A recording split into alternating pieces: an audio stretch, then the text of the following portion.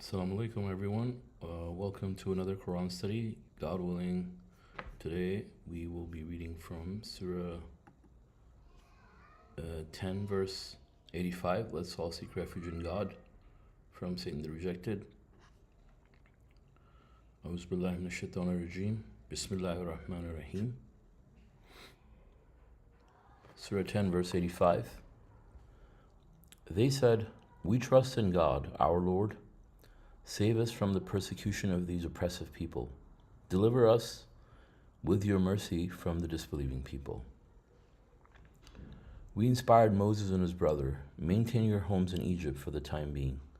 Turn your homes into synagogues and maintain the contact prayer salat. Give good news to the believers." Moses said, "Our Lord, you have given Pharaoh and his elders luxuries and wealth in this world. Our Lord, they only use them to repulse others from your path. Our Lord, wipe out their wealth and harden their hearts to prevent them from believing until they see the painful retribution." He said, "Your prayer has been answered, O Moses and Aaron. So be steadfast and do not follow the ways of those who do not know. We delivered the children of Israel across the sea. Pharaoh and his troops pursued them aggressively and sinfully.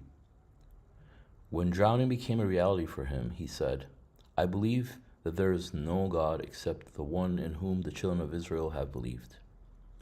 I am a submitter.' Too late, for you have rebelled already and chose to be a transgressor." The footnote for 1091 says, "Believing in God is the first step. Thereafter, one needs to nourish and develop the soul through the practices of worship." See Appendix 15. So we're being reminded here that believing in God is the first step. But we have the example of Pharaoh in the Quran here, where he continued to be a tyrant on earth, and when death came to him, then he wanted to submit to God. But obviously it was too late because he didn't have enough time to nourish his souls. But we can also see in verse 88 how basically these people their hearts were hardened as a curse for them, because they were basically now at a point of no return. When Moses said, "Our Lord, wipe out their wealth and harden their hearts to prevent them from believing until they see the painful retribution," God said he answered his prayer. So he wasn't able to believe until he saw the painful retribution, right? And that's exactly the answer to Moses' prayer also. But his prayer was in accordance with God's will. He knew that these people were not to believe, and we also see that these people were told to maintain their homes in Egypt for the time being and turn their homes into synagogues and maintain their contact prayers, salat. So obviously these people are submitters, they're doing their contact prayers, and they were required to turn their homes into synagogues. So you can actually turn your homes into synagogues, or in our case now, a mosque, right? If you don't have one, let's say, right? And in their case, they didn't either, and this is what God told them. And but the idea here that people who wait till the end of their life comes and then decide to be righteous, they think that they can have both, the things like, they can live a double life. For example, they can do the sins they want, they can take people's money illicitly, they can cheat, they can commit adultery, they can steal whatever, and then towards the end of their life, they can just turn to God. And it's even more ridiculous for the traditional Muslims than this for anybody else. Well, it is ridiculous for all idol worshippers, if you think about it. Um, but they'll do one or two things towards the end of their life to think that it will wipe out all their sins, like, for example, going to Hajj or something stupid like that, and think that they're forgiven and now they can do whatever they want, right? And then we see the most evil things being committed by these people because they think that they're not going to be held accountable for any of their sins.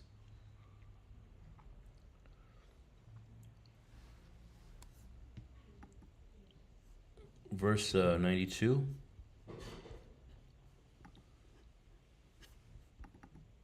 Pharaoh's body preserved. Today we will preserve your body to set you up as a lesson for future generations. Unfortunately, many people are totally oblivious to our signs. And the footnote says God endowed the Egyptians with the exclusive knowledge of mummification. Today, Pharaoh's mummified body is on display at the Cairo Museum.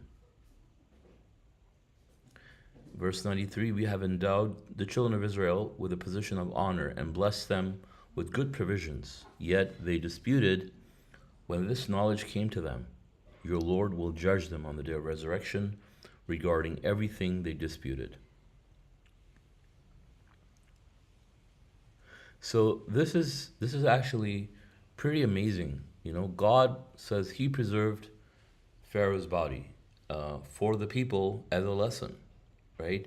And we can see that the knowledge of mummification that was given to the Egyptians remains knowledge that was exclusively given to them up until this point, right? Because the way they were doing the mummification, nobody in history has ever been able to do that before, right? And after that time, nobody has been able to mummify the bodies based on the way they were able to preserve the bodies. They don't know how, still can't figure out in 2025, right, how they can preserve the bodies to this detail the way they were doing it. So this shows to us that God is the one who controlled that knowledge, who gave that knowledge to these people so that his body could be preserved, just so for people to go and take a look and take heed, as a reminder for us that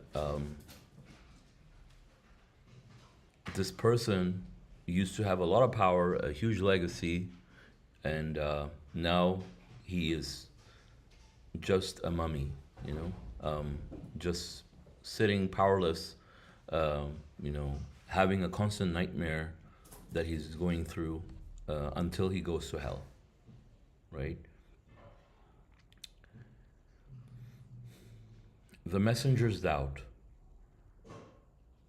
Also, actually, wanted to mention regarding verse 93 that God says He blessed the children of Israel, right? And that blessed that blessing that God talks about, has been obviously exaggerated and taken out of context to the point that children of Israel believe that they're better than anybody else, right? But God says He blessed them, He gave them provisions, He gave them the proofs. Likewise, we can say now that God has blessed the submitters with the miracle, with the guidance. That's a great blessing. But that doesn't mean that we are better than anybody else in some way that distinguishes us from the rest of the world, that we can go and brag about it and think that we're someone special, right? God says He created everyone equal, and just the fact that you're a submitter doesn't make you better than anybody else. But God says what makes you better than anybody else is your level of righteousness, and that's between you and God. And God knows who's righteous, who's more righteous than anybody else.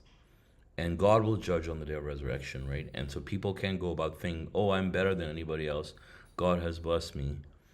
And I think that this is a mistake that all people of all different faiths will make at some point, thinking that they're better than the rest and have labels or signs of identification that they use to distinguish them from the rest. For example, like men wearing certain types of hats, or women wearing certain types of coverings, or some kinds of symbols to distinguish them from the other people because they think that they're better than them and they want to distinguish themselves, look different, and that's why it's also wrong to not have any religious symbolism to show, your identity as a person of a different faith by wearing something different, because that's not what religion is about at all. It's about worshiping God and being sincere and submitting to Him. That's it. It doesn't depend on, you don't have to wear a certain kind of hat or a certain kind of clothing, to be distinguished from other people. God distinguishes you based on the righteousness in your heart, based on the level of growth of your soul on the day of judgment. Verse 94, the messenger's doubt. If you have any doubt regarding what is revealed to you from your Lord, then ask those who read the scripture, who read the previous scripture. Indeed, the truth has come to you from your Lord. Do not be with the doubters, nor shall you join those who rejected God's revelations, lest you be with the losers. Surely those condemned by a decree from your Lord cannot believe. No matter what kind of proof you show them, they cannot believe until they see the painful retribution.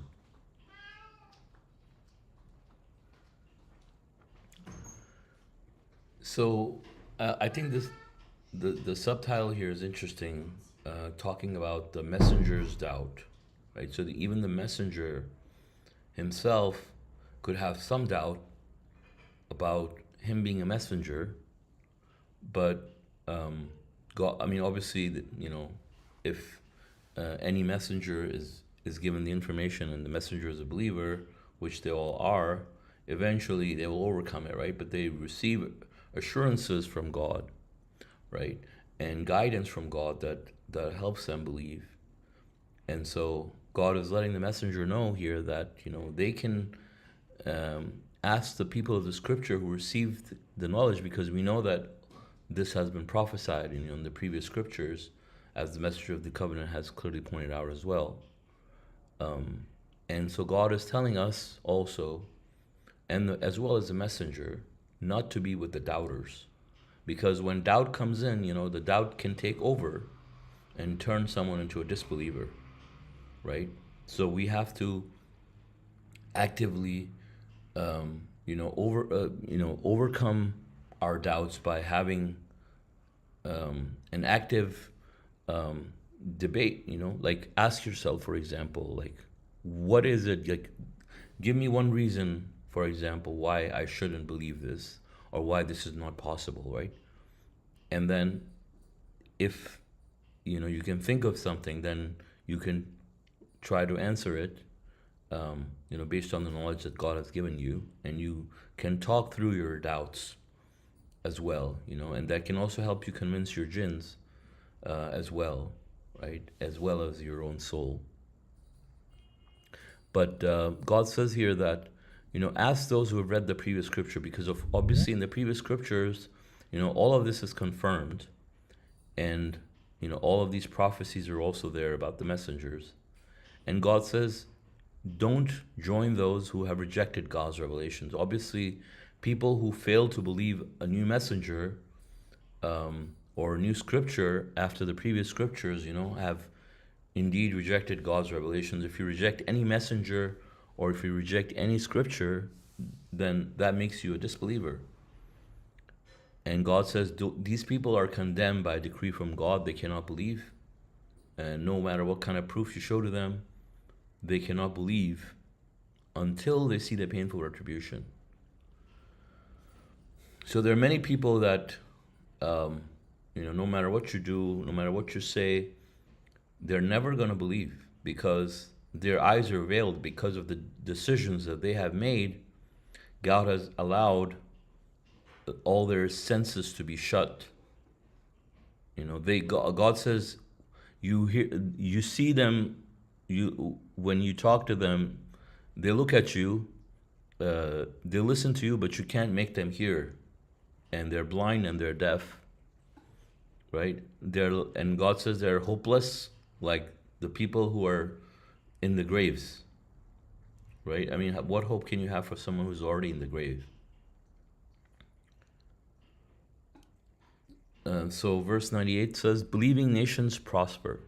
Any community that believes will surely be rewarded for believing.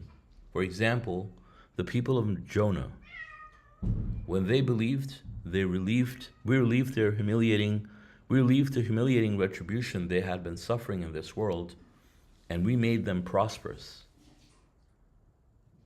So this verse 1098, is a very strong reminder for us that prosperity comes from God. Prosperity for a nation also comes from God, right? And this is why it's talking about a community that believes will be rewarded for believing. If communities of people are honest and they're following God's laws, naturally, anybody who follows God's laws, they're gonna get the benefits because it's common sense. Social justice, equality, um, uh, honesty, integrity, all these things naturally will lead to prosperity, right? But then also on top of that, you get God's support, His protection and His guidance, which God says He will reward the believers, He will make them victorious, He'll relieve their problems, He'll make them sovereigns, and all these will translate into on a bigger scale for people if they're part of a community, that they will also enjoy benefits of being a believing nation. Like, if we also look at the appendix, we have an appendix in the Quran that talks about the believing nations, right? And we know that those are the nations that you can say that practice God's laws, that God says that those nations are the ones that are going to prosper, right? So any nation that is basically following God's laws is going to be the one that is going to prosper. And we have, a detailed explanation of that in Appendix 36, that's titled, What Price a Great Nation? And I'm going to just read part of it. It says, a nation that upholds God's laws is guaranteed prominence among the nations of the world, victory, prosperity, and happiness. And it mentions 1062 and 1064, among other verses. On the other hand, a nation that violates God's laws incurs a miserable life. A nation that upholds God's laws is guaranteed to be a great nation, right? It's funny it says that, because, talking about a great nation, how there's so much talk about, making a nation great. But God says, a nation can be made great by following God's laws, not by, following satanic laws. So obviously, that's Satan's way of trying to, reverse the course of progress for mankind and, for the people in general to not be a submitting nation. Of course, we know that the entire world is destined to accept submission.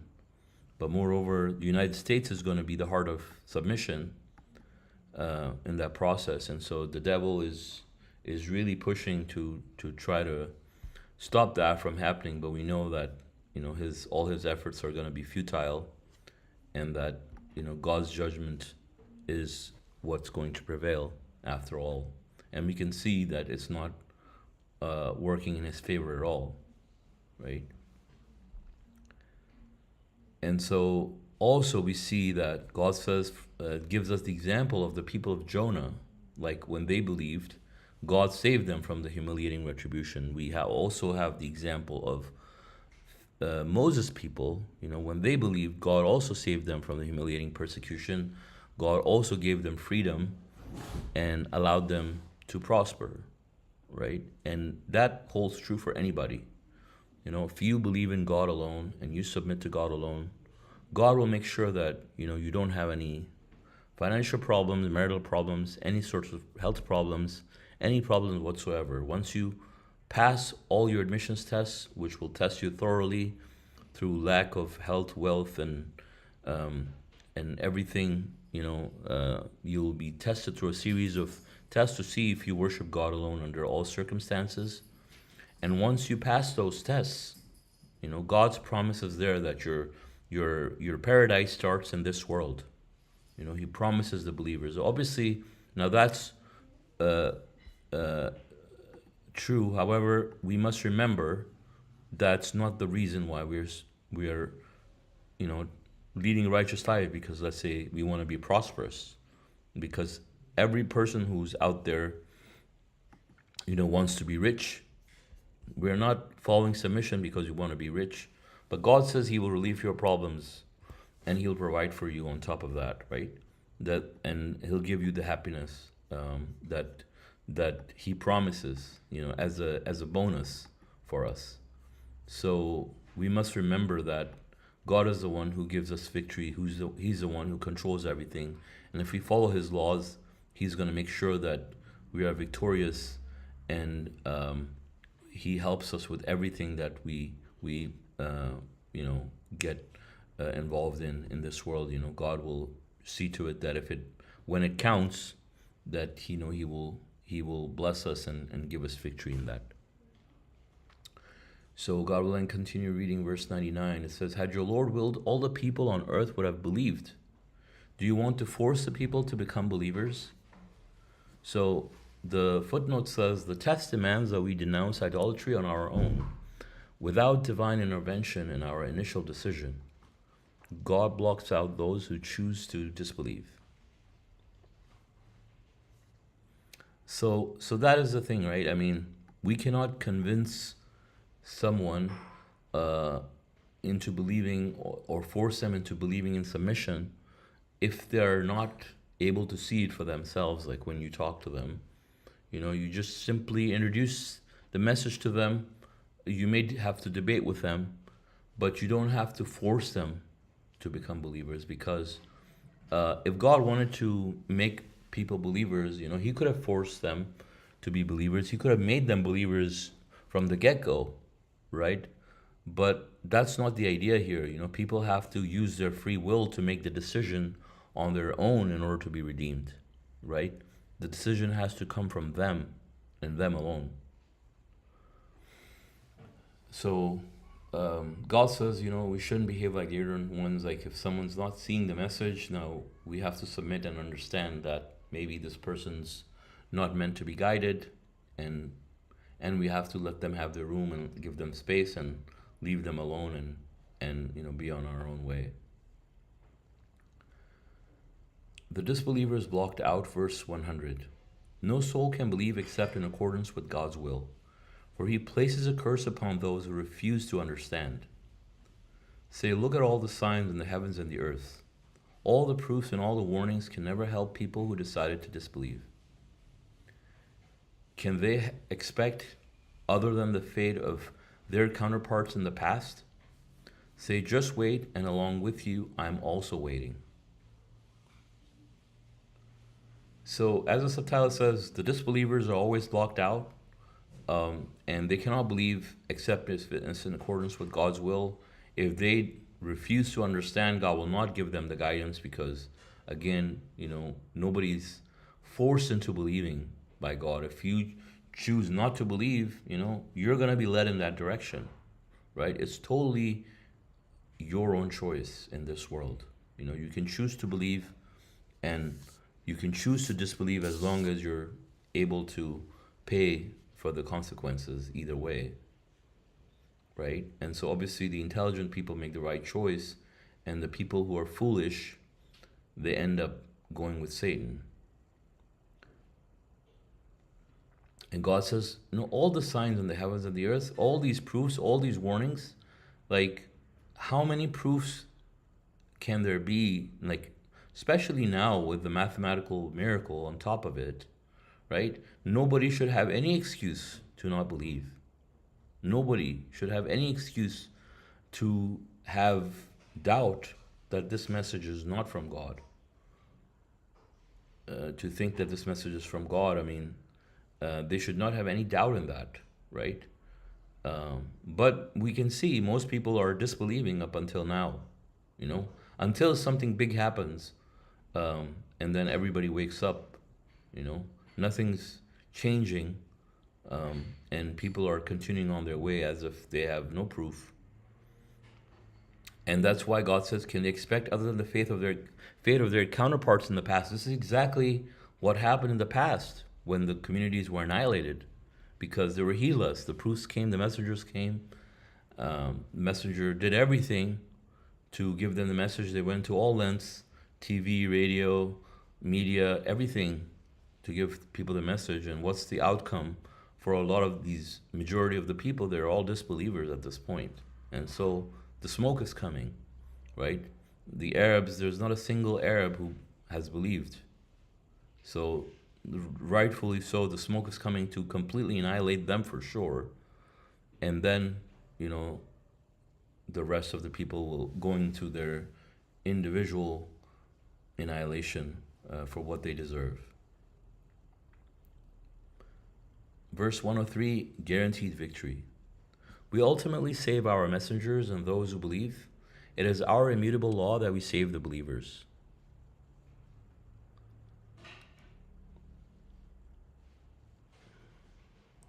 So this is God's guarantee to all the believers, that people who are messengers as well as people who are believers. God says we ultimately save our messengers and those who believe. So even when the smoke happens, you know, let's say if these people are anywhere around the area where, you know, there's going to be complete annihilation, you know, God will save them one way or another. He will save these people from it. You know, most likely these people, from what makes sense logically, will know ahead of time that the smoke is coming, because they're not going to be instantly incinerated in the heat, with the heat, you know, in a 100-mile radius, for example. So they will, God will let them know ahead of time, or God will just, if they don't know, God will just make it so that they might go on a trip or something while this happens, and God saves them, because that's God's promise, right? But the thing is that we have to be clear about God's system, that this is God's guarantee that He saves the believers no matter what happens. God always saves the believers. You know, when Abraham was put in the fire became cool and safe for Abraham, right? Now, in the same fashion, you know, we can be saved. Doesn't necessarily have to be that, you know, we get put in the fire and the fire gets cool. There can be many different ways that, you know, God could let it happen where the fire doesn't touch us, or the negative effects of whatever it is, you know, stays away from us. But nevertheless, it's God's promise that the believers will not go through any suffering, any misery as a result. That the retribution that is coming is meant for the evil people. Verse 104, say, O people, if you have any doubt regarding my religion, I do not worship what you worship beside God.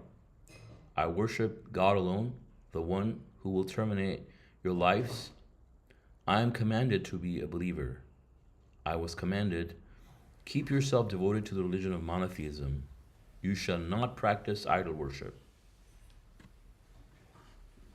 You shall not worship beside God what possesses no power to benefit you or harm you. If you do, you will be a transgressor. Right? So this is the fundamental belief in God that we're all supposed to have as submitters to God alone, that we should not worship anyone except God. We should know that God is the only one who will terminate our lives, who controls everything, and that we have to keep our religion devoted to the religion of strict monotheism, to not have any sort of idol worship, right? And that does not mean, obviously, that, you know, we have to worship someone besides God. Yes, of course, that is also idol worship, right? But there's many ways that you can fall into idol worship. For example, if someone tells you to pray 6 times a day instead of 5 times, and you're praying to God alone, let's say, but you're praying 6 times, you're committing idol worship now because you're listening to someone other than God when it comes to your religion. God is telling you to pray 5 times, you're doing six prayers, or you're supposed to do 2 units of prayer and you start doing 4 or 5. Now you're committing idol worship. If someone tells you that something that God has prohibited, some satanic ritual, like following Satan in some way, and you start doing that, thinking it's lawful, you're committing idol worship, right? In the same way, if God has made things lawful and you're prohibited, thinking that God has prohibited it, now you're idolizing someone who has made up laws, and that person or group becomes your idol, and then you end up losing again, right? So it's not as easy as it sounds that worship God alone. Like that's the reason why we all ended up coming down here based on ignorance, is because we said, yeah, of course we're going to worship God alone. We're not going to be idolizing anybody. But of course now we understand that literally the devil is in the details, and there's so many ways you can fall into idol worship, right? It's not it's easy for the believers, but really it's not that straightforward. You could be thinking about your own self a majority of the day, let's say, and if that becomes a thing, your ego becomes your god. For example, if you're worried about your work or your spouse or your kids so much that it occupies most of your day and your mind, that could become your god too. So there's many parts of it that we have to remember. Nevertheless, we have to understand that we cannot worship anybody besides God. And we have to understand that God is running everything and no one else has the power to do anything, right? Of course, when we, for example, when things don't turn out our way and we object, at that point, we're giving that person power, we're idolizing that person. So it's so easy to idolize people around you without realizing, you know. And if you keep doing that, for example, till the end of your life, you could be counted as an idol worshiper. You could be counted as an objector, not a submitter. An objector is the opposite of a submitter. So we have to internalize this idea that everything around us is being controlled exclusively by God, and no one else possesses any power to harm you or benefit you in any way. And this will help us also, keep calm in situations of stress, knowing that God is running everything. It will keep us from being angry at other people, thinking that they're doing something, that they're controlling anything. When people say things that are harsh or saddening, we'll understand that all power belongs to God, that you know everything comes from God, and we should not take things to heart. But obviously we could reflect on it and stuff like that, right? But nevertheless, all following all these laws is very, very important for a submitter to know that we all power belongs to God, right? I mean, and this is something that all idol worshippers will know. If you ask them, like, who brings the rain from the sky? They'll say God. Who's the one who resurrects us? They'll say God. So all of these things, but yet these people are idol worshippers, and these are some of the ways what I just mentioned can make people idol worshippers without them ever realizing it. And that's why many people will swear to God on the day of resurrection that they were not idol worshippers. So understanding that all power belongs to God is very important. Verse 1 of 7 says, if God touches you with a hardship, none can relieve it except he. And when he blesses you, no force can prevent his grace. He bestows it upon whomever he chooses from among his servants.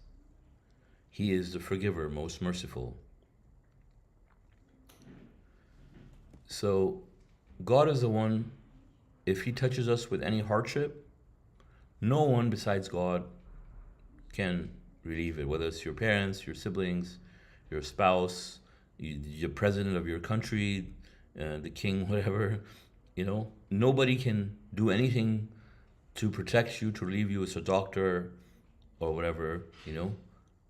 Everything is decided by God and controlled by God. So we should not put our trust in people or things when it comes to uh, putting trust, because trust trust, is you thinking that someone has the power, right? Like, let's say you have a you have a friend, let's say, who is let's say some high ranking official in the government, and you're thinking that, oh, I have a friend who's a high ranking official or a family member, or my dad is on some high post in the government, let's say, or in the something like that, right? And so, or let's say you belong to a family that's really wealthy, and you think, oh, I have a lot of money, I can provide for myself, um, and put dependence on yourself for security and things like that, right? So we have to remember that our dependence has to be exclusively to God, and know that nothing can protect us from harm. If it's God's will for it to happen, it's going to happen. And at the same time, we should not be living in constant fear and anxiety, thinking that people can do stuff, people can harm us, people can scheme against us, of course, but unless it's in accordance with God's will, they can't do anything. So we should not worry about all these external factors. We should only focus on making God our God, and we should only focus on doing what's pleasing to God, right? And then everything else, all these other things are taken care of by God, right? I mean, that's the intelligent way and the right way, to perceive life and things around us, and that's the reality of it, as God teaches us in the Quran.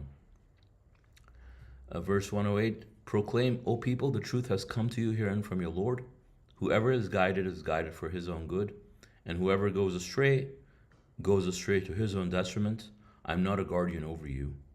Follow what is revealed to you, and be patient until God issues his judgment. He is the best judge.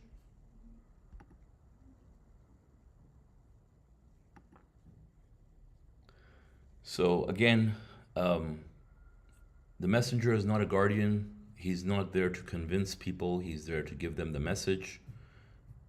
If you give the message to someone, just give them the message. You don't have to convince people if they choose to disbelieve. You don't lose your sleep over it. Certainly, if people want to be disbelievers, they're destined to be disbelievers, and there's nothing we can do, even if we love the people that we're trying to give the message to. If they're not deserving of the message, they're not going to get it, no matter what we do.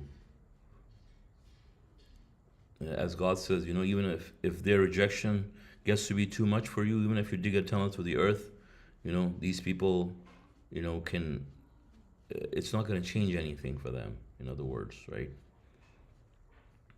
So, so don't stress over it. I mean, don't worry about other people. Think about yourself. Focus on yourself. Focus on your submission. Of course, give people the message, but if they choose to disbelieve, let them. And that's what the messengers did. So God will now continue reading Surah 11, Hud. In the name of God, most gracious, most merciful. ALR. This is a scripture whose verses have been perfected, then elucidated. It comes from a most wise, cognizant. The Quran, messenger of God, proclaiming, you shall not worship except God. I come to you from him as a warner, as well as a bearer of good news.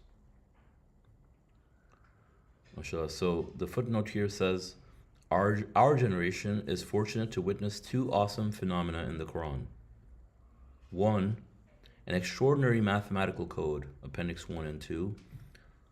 Appendix 1, and 2, a literary miracle of incredible dimensions.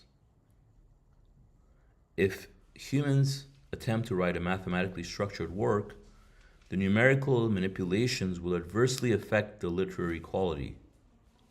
The Quran sets the standard for literary excellence. So this is an ALR initial surah, and we know the frequencies of ALR initials. Ends up having these interlocking relationships where there are multiples of 19, which explains the Quran's awesome mathematical code. Appendix 1 is referenced here, and and so as the footnote says, our generation, we are fortunate, very fortunate, extremely fortunate to witness something so incredible as this, right? Not only does the Quran has this literary excellence where you have, these things like the messenger explains, like why the Quran was revealed in Arabic. You have the memory bells with letters and words being balanced in a way that helps in memorizing the verses. Then you have the perfect rhyming of certain words, throughout the verses, very poetic, a very high quality, uh, in terms of words, right? The composition of the Quran. But on top of that, you have the awesome mathematical structure that is behind it, and it's very tightly integrated to the point that if you remove one letter or one word, it basically destroys the whole mathematical code. So it's very, very difficult for someone to have, to a human being, and it's impossible actually to reproduce something like that, especially, and we know, for example, that Muhammad had no clue about the Quran's mathematical miracle. Otherwise, he could, otherwise, you could say that, well, he was some genius or whatever, which obviously no genius can do it. God says, if you put together all the geniuses in the world and you put all your computers and all your AI and everything you can put together, you can never produce anything like this, right? And so this is on top of the literary excellence, right? And if you try to ever make something like this, I mean, it would be hilarious. You would not be able to make sense of any of it. Like, first of all, it can't be to this scale. It's impossible, right? But if you were to produce something, let's just say there was a code behind it, the words wouldn't make sense. The sentences wouldn't make sense. The storyline wouldn't make sense. Yet we have a book that we can read every day that is beautiful, that has no nonsense in it, and is perfectly detailed, right? And beautiful and reassuring for our hearts, and we never get bored, and it continues to guide us. But on top of that, you have this mathematical code behind it that is intact, um, that is superhuman and so intricate and so detailed, that it completely blows your mind. Every time you think about it, every time I think about it, I mean, we're kind of numb to it in some ways. Now that we've had the message for some time, right? But if you start to reflect on it, seriously, focus on the miracle that God has given us, the gift that God has given us is incredible, right? We're so fortunate, as it says. We're so thankful we should be to God for the blessing, for the gift that He has given us, because it's there to remove any traces of doubt in people's hearts. So this is such a huge reassurance, which obviously comes with its responsibility. But it's such a huge blessing from God, like nobody else has ever had that ever before. We have a miracle that's perpetual, that we can look at any time we want, mashallah. So that's a huge blessing from God. And then we see that the Quran here itself, we have to remember, the Quran is a messenger from God, as the verse 11:2 says. It comes from God as a messenger, proclaiming that we should worship God alone. And the Quran is telling us that I come to you from Him as a warner, as well as a bearer of good news. A warner because if you don't believe, you would go to hell.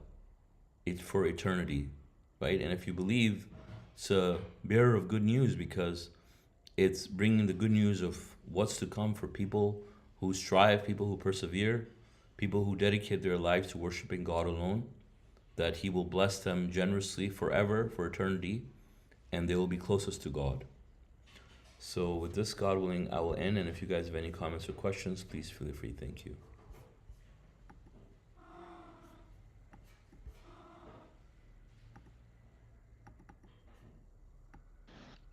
MashaAllah. Thank you. Study. Thank you, mashallah.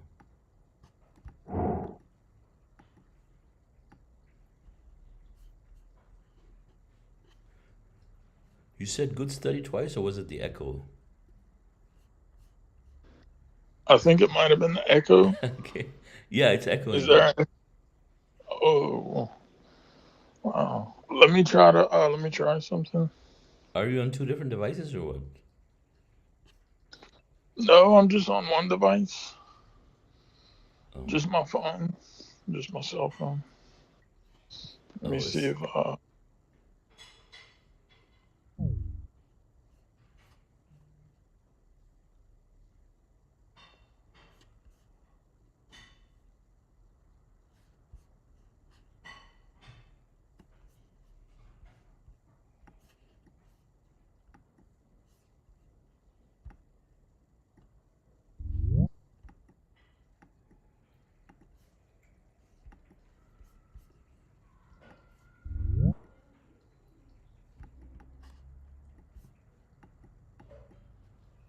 is it any better?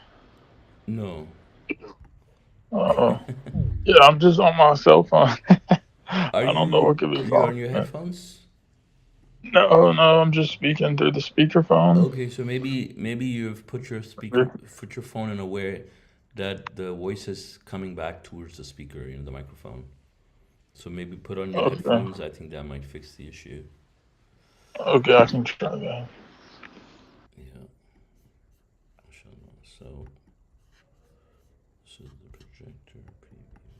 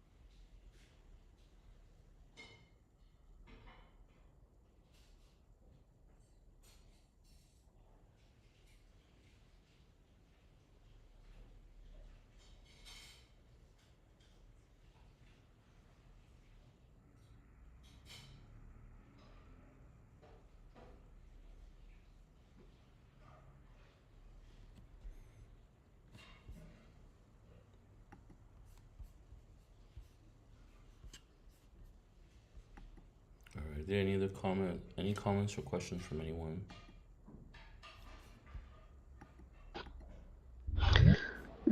Yes, brother. Yeah, I have a question about.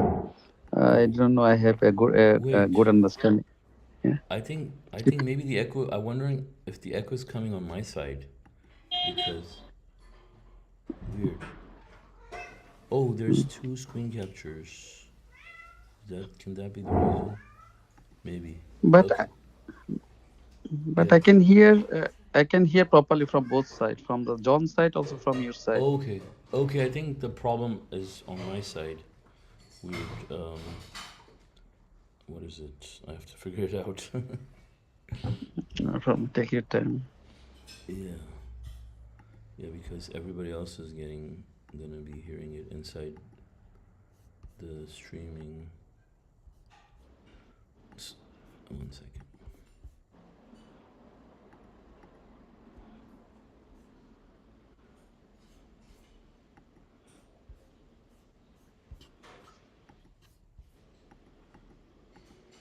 John, are you back? Oh yeah, I'm back. Yeah. Okay. So I think that I figured out that the problem is mine. It's not from your side because everybody's voice is coming like this on my computer. Okay, Mm. yeah, I was actually loading up my laptop to Uh-huh. join from there. Mm. It's good Yeah, you guys. I can hear brother John and brother Salman very clearly. Yeah, clearly. Very nice.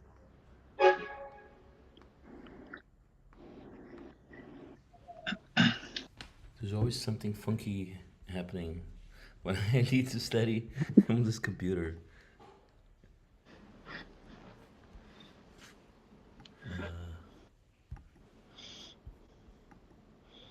Let me try something. You know, I'm only joined once, right?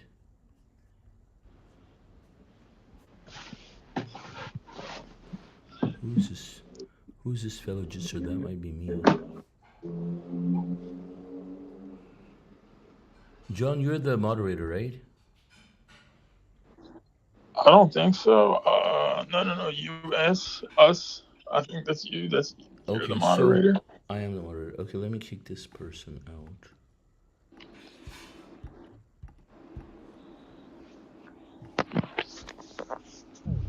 Okay. No, I think the problem is still there. I don't know, I just kicked someone out, but Oh, that was that was me on that oh, was on my computer. oh. That was my computer. Oh, sorry. Yeah, I didn't have a name,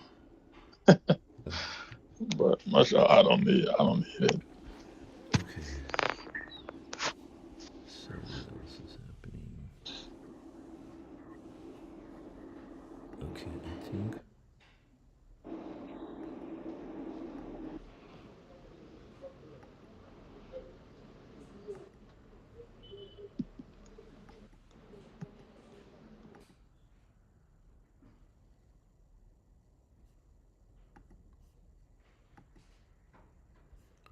Okay. Okay, I think it's good now. Try to say something.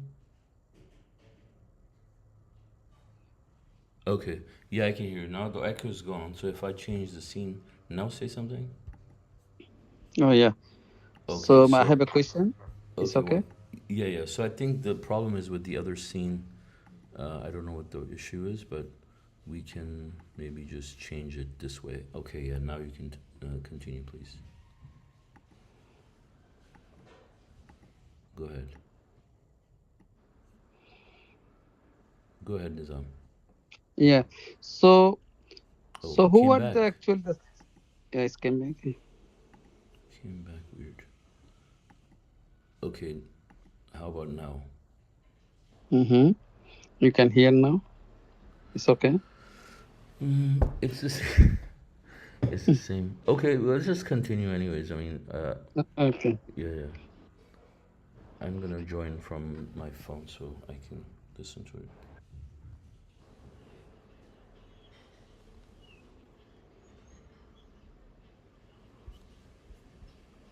Give me one second. Okay, go ahead. Yeah. So can you explain more? Who are the children of Israel? Is the descendant of Jacob or Israel or the people who born in particular area? So I want to know details about the who are the actually the children of Israel based on Quran. Uh-huh.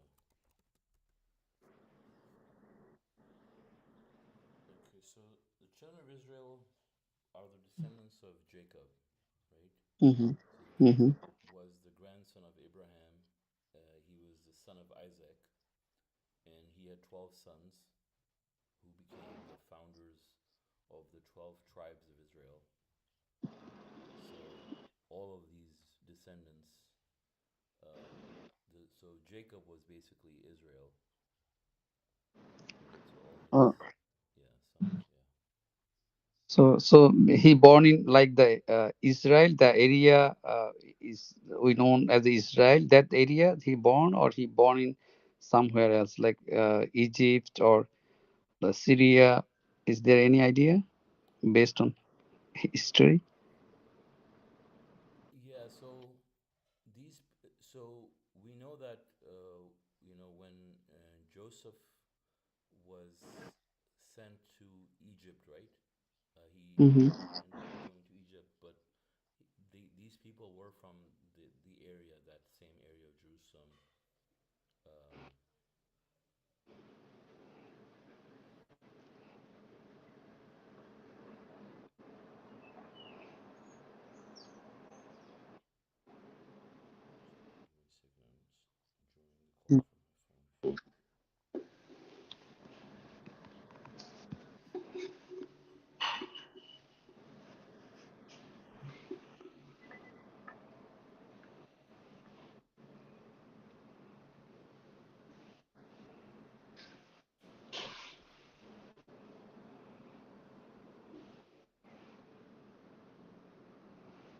Okay.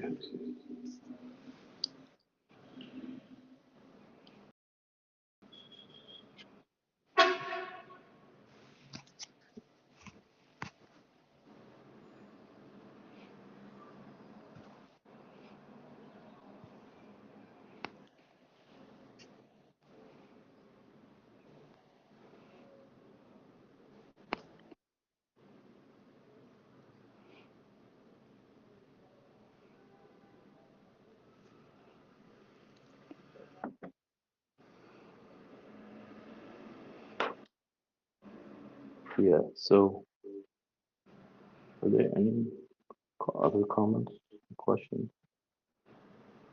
Right. So uh, so I think that answers your question, right? About Yeah, almost. Yeah, yeah. But why God is saying like children of Israel instead of saying oh children of Jacob or something. So and I think I read somewhere. So God changed the name of Jacob to Israel some point something like that. That history or well, I mean, we just have the Quran, mm, like anything else from outside, but he's also, known as Israel, so Israel. Okay. that's why the children were known as the children of Israel. Mm, And if okay. anyone else has any more information on that, please feel free to share.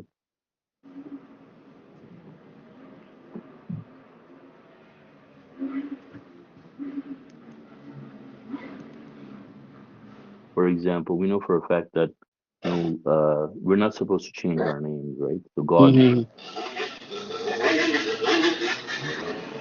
think that he, but it's possible that maybe he could have, I don't know.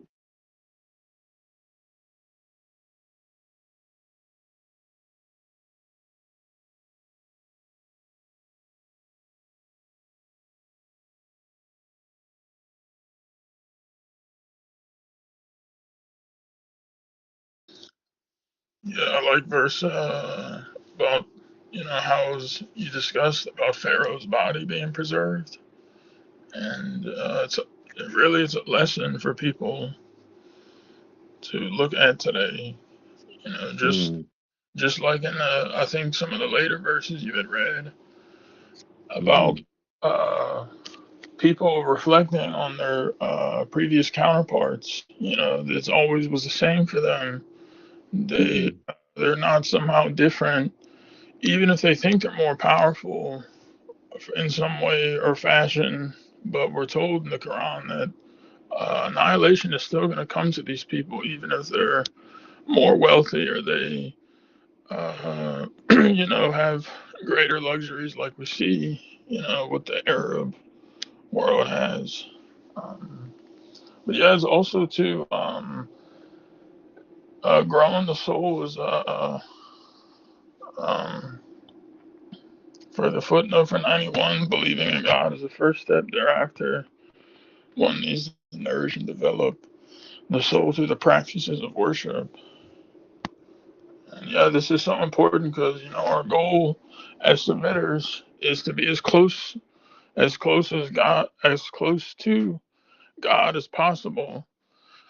Um, God willing, on the day of judgment, that's the best thing, and what we should really try to work for. You know, like why we're working and growing our soul is to be able to withstand His energy and enjoy it. As we're taught from the Quran. We're taught all these amazing things. And I just wanted to comment on Mm-hmm. the verse, how you were going over the mathematical. It's really something. When you start looking more into it, it's really amazing. And like you had said, they can't even humans and jinns can't even create a numerical system. Like even if it just has like ABC one, but let alone create something Mm-hmm. that tells a story that makes perfect sense and there's no contradictions. And I mean, I mean, not even doing that and just doing the other challenge is impossible. But even if, I mean, it's really, uh, it's indeed, it's like a huge blessing that, Mm-hmm. really understanding it. And then, I mean, even the verses where the word God occurs, for example, like I was thinking about it the other day. We know how many times God is written in the Quran, multiple 19, but the verses that are assigned to the word God. And then sometimes there's some verses like verse 75, let's say of Surah 15 or Surah 2 or something. It has the word God twice in the verse, but that verse is Sorry, I not. think you're cutting in and out for some reason. Is it just me or? I can Uh, hear properly here. Maybe only Oh, for okay, you. okay. Yeah, maybe. Sorry. okay, no, it's okay. But yeah, it's really incredible. And then I mean, the miracle goes so deep too. We have the contact prayers, which that long number. I mean, even the number of rakas and the prostrations, 19. So it's a real blessing, and it should remove like all any traces of doubt and give us certainty, like beyond a shadow of a doubt. You know how the saying goes, like when we think about it, we're reading the verses about how there's keepers, invisible keepers and guards around us. Um, how God is always with us wherever we go. So it really is like a perpetual blessing that we can even just be somewhere and thinking about like one aspect of the miracle, and then uh, it's a way, I guess, of witnessing it or reading it. But yeah, I think Mm-hmm. the it really important here is the importance of growing the soul, really really growing it as much as we can. Um, and we're as we read, we're given the example of Pharaoh, who at the end of his life he didn't he didn't nourish his soul because he became a believer right before he died, but he didn't he didn't do enough. I mean, he didn't. And it just so happened where he decided to believe at the end of his life, you know, and it was too late. Mm-hmm.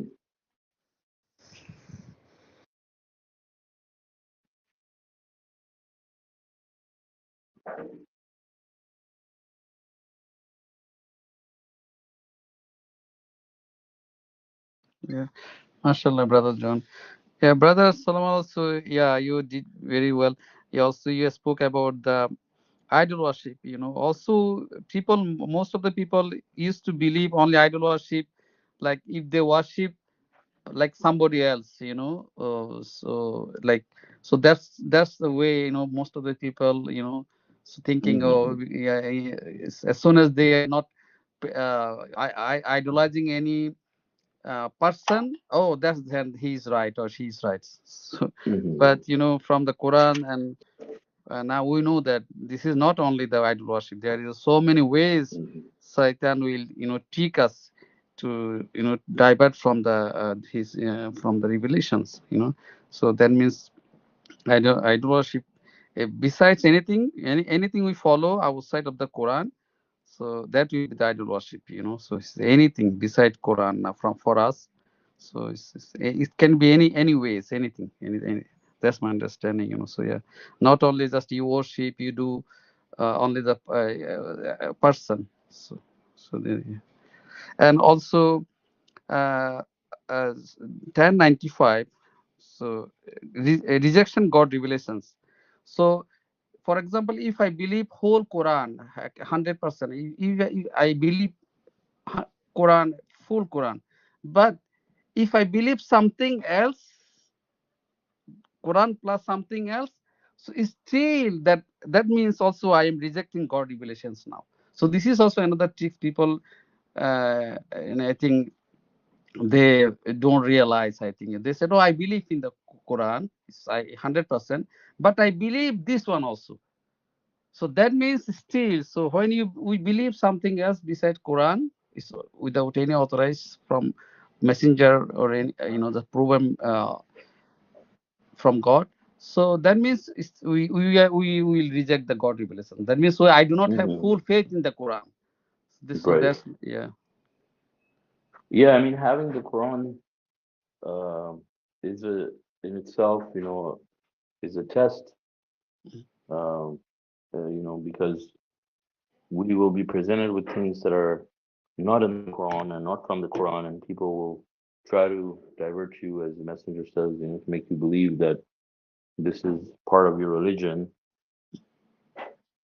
and that easily will disqualify you from a submitter, being a Mm-hmm. submitter. Mm-hmm.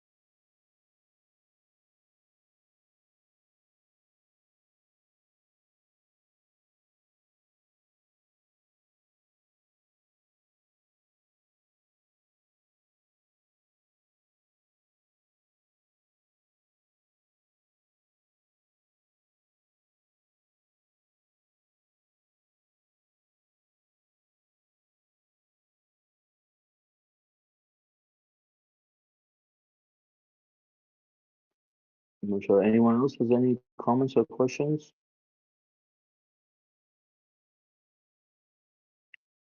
Mashallah, we have some newcomers today, Brother Jaffe.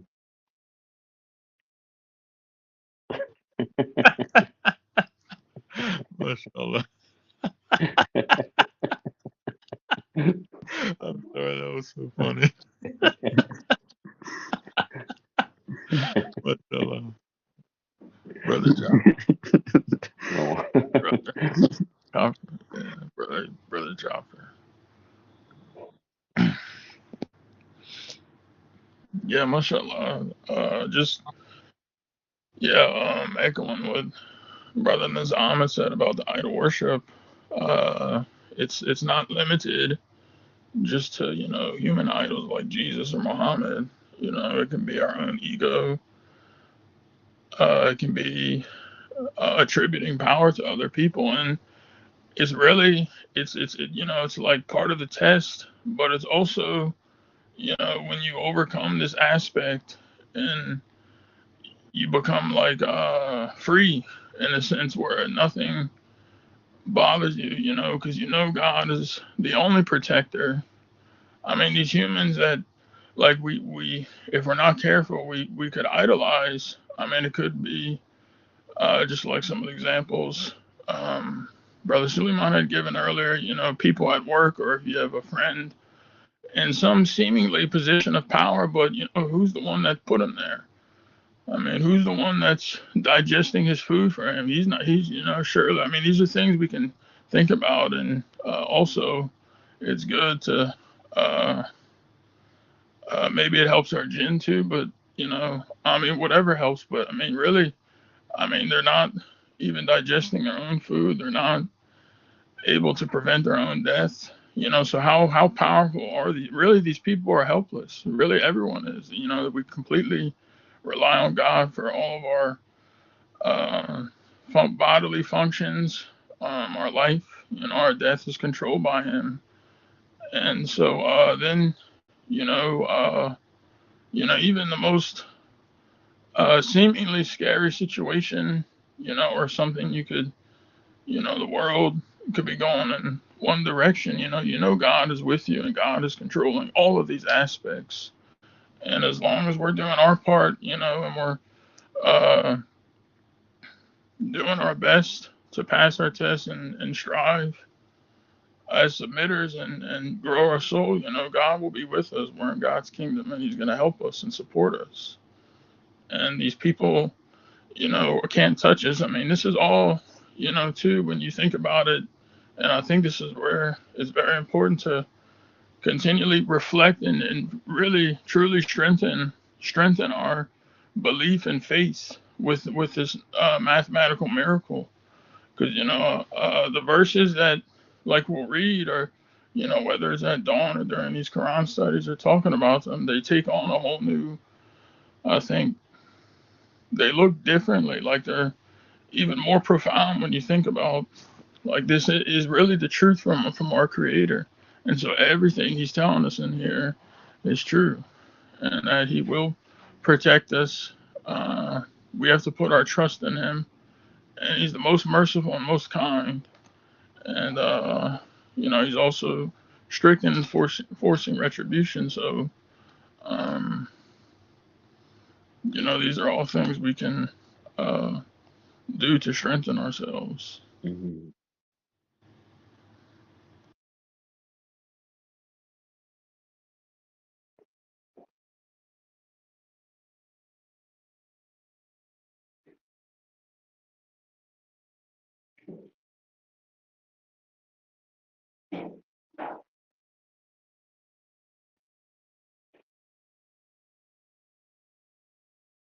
So any comments about the last verse about the believing nations? What, 98, 1098, believing nations prosper. That one?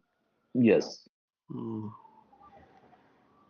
Yeah, this is the yeah, fact now. So most of the nations, so the who follow God's law, so they are prospering. Like say even the U.S., like Japan, New Zealand, Australia. So most of the see who who has the freedom of speech, less corruptions, so don't lie that much. So those nations, we see in our eyes, even they don't follow the Quran, but indirectly they are following so many things, even they got laws, got mentioned in the Yeah. Quran. So Yeah, I mean, this is also for the people who want to make America great, you know? yeah, yeah. Yeah, like you said, indirectly they're uh, like the people that if they follow and uphold um, God's laws, and as we see in the appendix, what the great nation, the price, what price great nation. Um, Hmm. but yeah, it's all idol worship. MAGA. Um, I mean, if you turn to any political leader, uh, it's all really it's all satanic, and it's, I mean everything for Hmm. a good reason. Yeah, and I mean, imagine as submission prevails, right, and America becomes the heart of submission, you know, that, how, what a difference that is going to make, right, in terms of The United States, for example, being gonna even make a. stronger. It's like like these people who turn to a president or human to help them. I mean, they're really it's Satan's message, you know. Instead of believing in God, and I mean even it's interesting like the amount of Christians that should seemingly know better not to put their trust.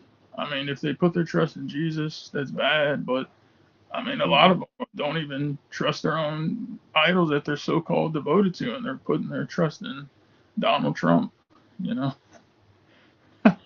Or I mean, it could if it's not Donald Trump, it's somebody else. But uh, I mean, it just goes to show like the tendency that humans have um, Mm. to think that this person is gonna do something or can sign a piece of paper that could help them, but when you follow God's laws and as we have in the Quran, that's what makes a nation great, not some charismatic leader. Charismatic or non-charismatic? Yeah, yeah, all this. But yeah, too, when submission prevails, uh, I mean, really, I mean, America is gonna, yeah, America is supposed to be the heart of submission. So,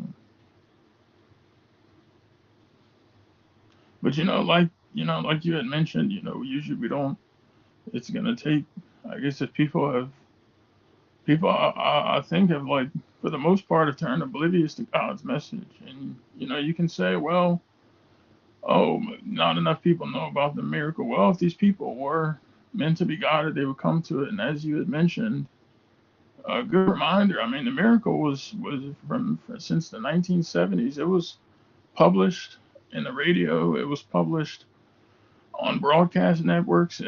Flyers were sent out all across the world, and I mean, even still today, there's other ways of getting it out. But a lot of the responses that, I mean, some of them are mixed, but uh, yeah, it's gonna um, perhaps take a big wake up call or some big event for Mm. it to get people's attention and to get them to Mm. snap out of it. And really, it's for um, it's for the good, that they may turn back to God. You know.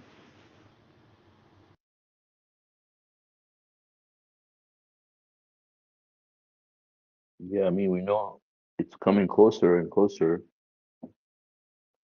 2025 is almost over. Yeah, wasn't it? It was like a year ago that we were uh, Mm.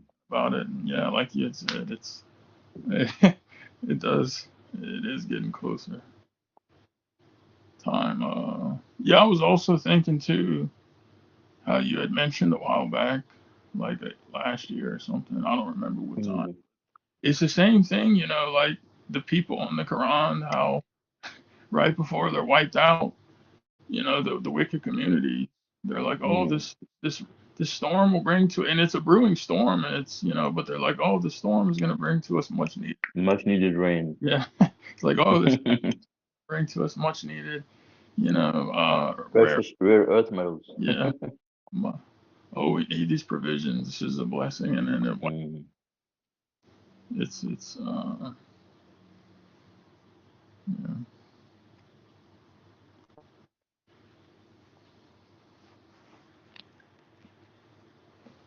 Yes, it's only pretty much what, 3 years and uh, Mm. a little over Yeah. 3 years. Yeah, 3 years. Yeah, a year ago it was 4 years. Yeah. I was like, man, 4 years. Mm. Yeah, but I mean, before we know it, it's gonna be here. Like, I Uh, mean, I've been a submitter for 20 years. Like, I can't believe it. Like it feels like I just became a submitter like not too long ago. And mashallah. now when you think about it, wow, it was like, Yeah. in 2004, Now it's 2025. Like how? I mean, it's the almost ending, right? It's like more what beginning of what 20? Yeah, it's like more than 20 years. But time really passes so quickly, and people think that it's. I mean, I don't know what other people think that who don't think that it's going to happen in 2029. Like people say they're submitters, but then they don't want to accept that it's going to happen in 2029. Like those people that we talked about earlier. Well, the thing is there's nothing. I mean, unless there's something that could match all the Hmm. like the mathematical signs and parameters that we have so far, like finding another Hmm. app that has the was discovered on the 19th that has Hmm. all these 19 proofs around it, Hmm. and that was named after an Egyptian origin. Hmm. Uh, and also the origin it's named after. If you look up the goofy little story, Hmm. behind the Apophis is his whole thing was blotting out the sun. That was like his whole little his folklore tale. And then in Tucson, Arizona. So Sorry, uh, what was that about the sun you said? yeah, so Apophis, like if you look up the folklore behind what Apophis, like the little Oh, the story. folklore behind it. Okay. Yeah, yeah, it's his whole thing was you know blots. It has something to do with blotting out the sun. You know, Hmm. Oh, like wow. he swallow up the sun or something. Like basically, Hmm. in another part of the story. But yeah, that was another. That's another. I was like, wow, and then all these That's mathematical interesting. signs, and then we know the smoke. If we believe in the Quran, claim to believe it, we know believe in the messenger and the mathematical code. I mean, it's I mean, it's around that time mark, close to 50 years, a little under. So, Hmm. I mean, a part of us is like, man, this is such a huge event. Like, no one in the world has ever witnessed it. So you think like, wow, this is really gonna happen. Um, but Hmm. I mean, we know that the communities, they can't. The Arabs, especially, they're not going to be left to. They're not going to get away with their disbelief. Just like the other communities. So the annihilation is coming.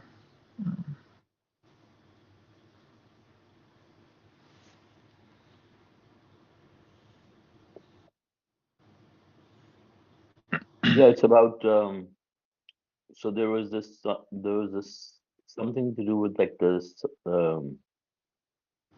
sun god or something, and then Apophis is the opposite, like and so it's about the lightness, the triumph of darkness over lightness or something like that.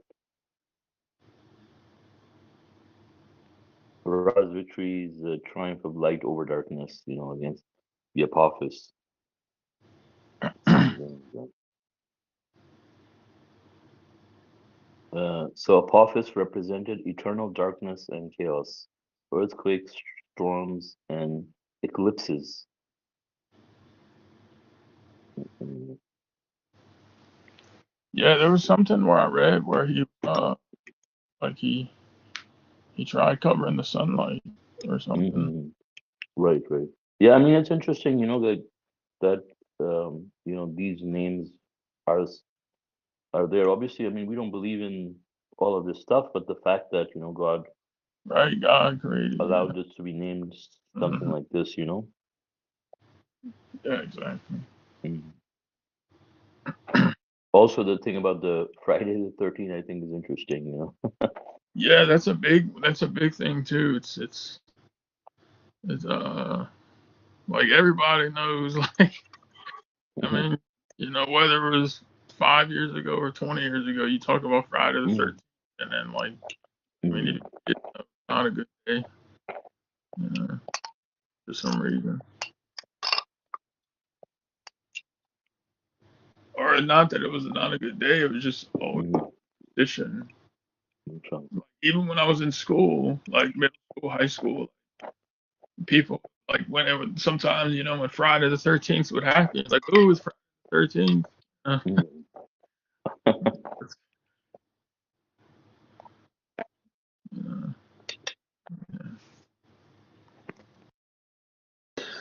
Yes, there are so many signs, it should be, 29. I also, this is also my feeling.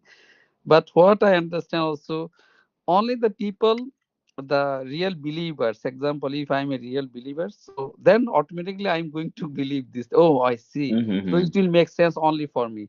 Otherwise, this is the God law, So someone, I say, if I am not a believer, so I will have confusion.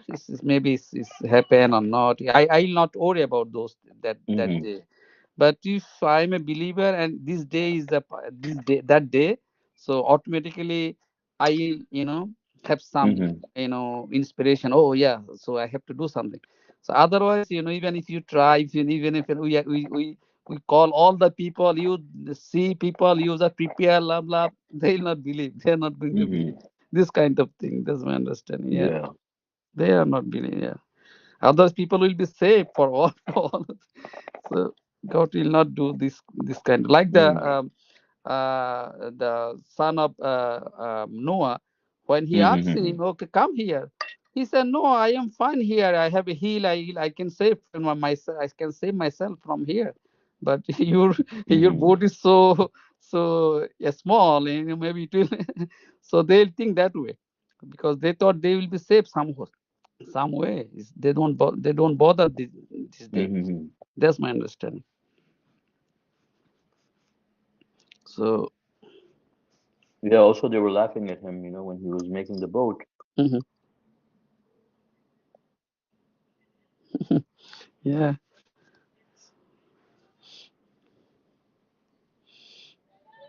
I mean, imagine when the submitters are, you know, preparing for it too. Mhm. I mean, if these people find out, then they will ridicule. Like, oh yeah, they think that smoke is coming in 2029, and look, they're making preparation. They would Yeah, think that, or they think you're I'm crazy or something. stupid. Yeah. Yeah, Yes. Just yeah, saying that how the messenger of the covenant talked about Noah, right? And he Mhm. said that how it's going to be the same for him. How people who believe with him, with Noah, they're going to be saved, and people who didn't, they're going to be annihilated. Mhm. Go yeah. ahead, John. Sorry.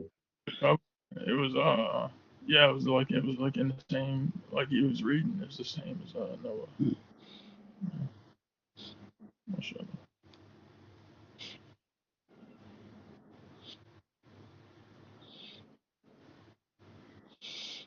No, it's gonna come Sorry, back. you were saying something. Or what happened? Uh, No, I said you were saying something. oh yeah. Yeah. So this part, I don't remember what I was gonna say, but it's gonna come as a shocker, like for the for the disbelievers and idol worshippers, and um, whether they're sleeping under or awake. We have like examples in the Quran. The people who challenged it, mocked it, and Hmm.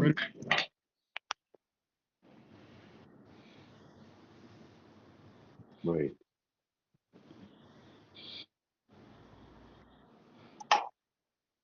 right. They trust NASA. You know, Hmm. it's also idol worship. Instead of trusting Yeah. divine scripture with assigns and Hmm. portents, portents, Yeah. portents. Like instead of that and what the messenger does, and then taking heed to the signs, it's kind of like also, I don't know if it's a good example, but it's like when Noah's building the ark, you start to see it thundering and Hmm. lightning and the way Hmm. stuff. And then imagine like you being his son or one of those people, and then he's bored and is fixing to like off or however it happened. Like you're still not seeing the signs, you know. No, no, no. That's just coincidence that he's taken off in his boat or excuse me, the raft, and then you know all this bad stormy weather, and you're still refusing to, um, Mm. you know, you're still not kind of taking a hint, you know. And I think the stuff what we have now would be at least sufficient enough for people to, um, you know, for the most part, like see that it's coming or it's near. Hmm. Yeah, I was gonna say, every time I end up missing the Quran study on Saturdays, something really bad happens. And what happened last week, we didn't have a study. I just wanted to share, we didn't have a study. Like, I was traveling to Turkey, um, and I completely forgot that we were supposed to be in the study, and we ended up taking a cab. And I was taking the cab from this app, because Turkey's, especially Istanbul, it's notorious for like taxi drivers trying to scam you, for the taxi fare. And so like I booked it from this app thinking that, we were going to be fine. And this one guy, ended up finding a way around it to scam us. And, he ended up making us walk from the airport, like almost like over a mile. I'm not exaggerating.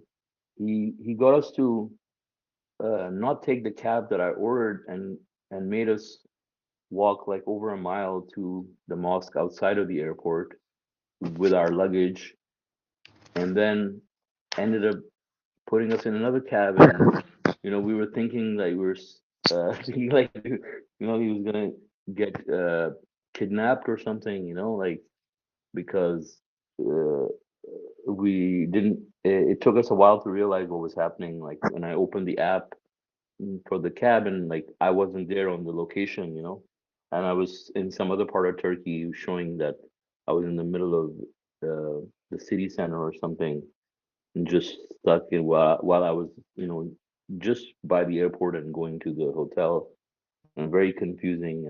And then eventually ended up having a a big fight with the driver eventually, because he was asking for like a lot of money afterwards, even after like I called his scam out and stuff. And but it was a very bad experience. But I wanted to share that every time this happens, this has been happening, as this is like a pattern now. Like every time something happens, because I'm traveling over the weekend, and somehow it ends up interrupting with the study. Something really bad happens. And also, oh yeah, thanks. Yeah, another bad thing that happened on top of that was, so since we decided to travel on a Saturday with the Quran study, obviously, being jeopardized in the way, our plane also got, uh, first, it couldn't land in the airport that we were supposed to go to. uh, we ended up missing our flights and everything. But then on top of that, like the airplane was caught in bad weather, and it couldn't land, and we had to like keep going in circles. Like it was a 1 hour flight, and we ended up just getting out of Morocco. Like we ended up, flying in circles for like almost 2 3 hours, and then the plane got diverted to a different airport, and we had to stay there.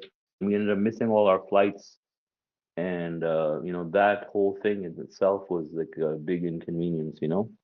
But it was a good lesson to remember that we should really prioritize our Quran studies over everything else. And actually what's funny was, so I had, so then what happened was, after missing all those flights and everything, right? I think that was the thing that made us forget about the Quran study because the whole day was like a pretty weird experience. So then we had a flight. Our final flight was supposed to be really late, right? And then when we got to the ticketing counter to get our boarding passes, the the person asked us, like, do you want to get the earlier flight, which was like 2 hours before that because we were at the airport early. uh, we were like, yeah, of course, and I was like thinking to myself, like, okay, so if I could have made, like, I planned all these flights, right, in my head. So I was like, I planned all these flights. Like, why did I take the flight that was so much late? Like, our flight was supposed to leave after midnight. And I was like, why did I take the midnight flight? I couldn't. I was like, why did I do that? And and the reason why I remember the reason why I did that was so that I could stay in the airport and do our Quran study, But when I got to the airport, I was like, I don't even remember why I got this late flight, and I ended up taking the earlier flight. Subhanallah. And then that's one of the reasons why we had this issue. And then eventually, when we got to the airport, then this happened, right? Mm. Yeah. And I Yes, just wanted to share yeah. that. So that's good thing that you understand why, so believer will understand. Maybe there's something wrong, we did. So Hmm. yeah, so that God is, checking, to check me. Yeah. I'm right, I'm okay in the Right. submission. Yeah. So there's yeah, that day, the last Saturday, I joined like three times maybe. I think Uh-huh. half an hour after 1 hour, Oh, someone there. right. Yeah, yeah, check. Yeah, anyway, Yeah. Sorry about that. no Yeah. problem. So God willing, I'm trying to fix the setup we had before, where the app will call you also, so you don't end up missing the study. Mm-hmm. If you forget, the app will call you, so you remember. Mm-hmm. Okay. Mhm. Oh, sorry.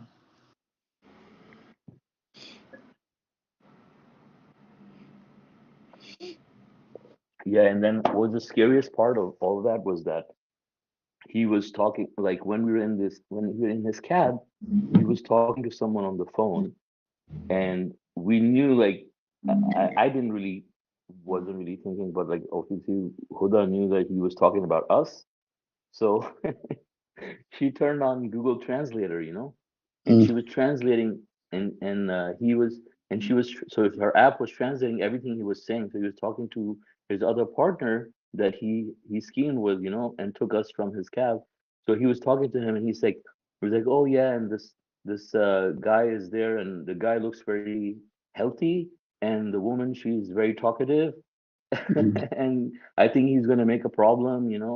Um, Those things were being said. yeah, those things he was saying in Turkish Wow, too dude, on the that's phone, and the that. app was translating all of this. And then we were getting, and Huda was spooked out because, like, why is he saying like he's healthy and Probably. Well, now that we can, now that, yeah, like, everything that happened, they're probably like, oh, we can get a lot of money out of these people, but right? they're in good shape. They look like they have, are wealthy, and Uh-huh. so that's wow. Yeah, so let's get as much. Oh my gosh. Oh my gosh. Yeah. So, brother, so what? So you said you had 20 years of submission, and you did a lot of things, and study, Quran study. So you are thinking, oh, you are in now heaven.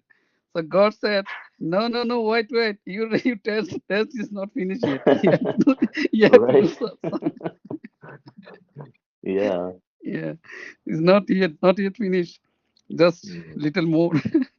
Yeah. No, of course. Yeah. I mean, even if, let's say, I mean, I'm not trying to make any statements, but let's say even if you pass all your tests, I mean, when you make a mistake like this, Yeah, right? I mean, you have to be reminded, right? I mean, you have yeah, to yeah, be. yeah. Yeah. That Mhm. Messenger talked about it, like when Yeah. you step out of God's kingdom Hmm. temporarily. He said if he loves you, he'll pinch you and you'll come and running Hmm. right back. And Mhm. Right. and he said you'll be right back in God's kingdom. Yeah. You know, Mhm. so Yeah, and this was funny because this has happened now so many times. Previously we were also traveling, and we decided to go for a drive to another city, and I think I got like how many? Two or three speeding tickets in the same day. Uh,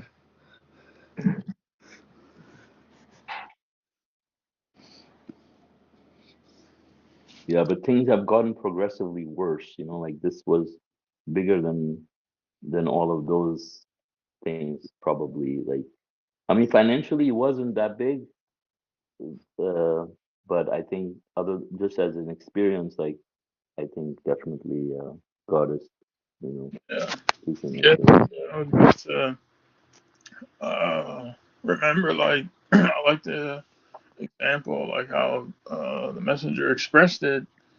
Uh, Mm-hmm. he's like, wow, like I didn't do, like, wow, this is really a lot, but he said, really, it's not. He said, Mm-hmm.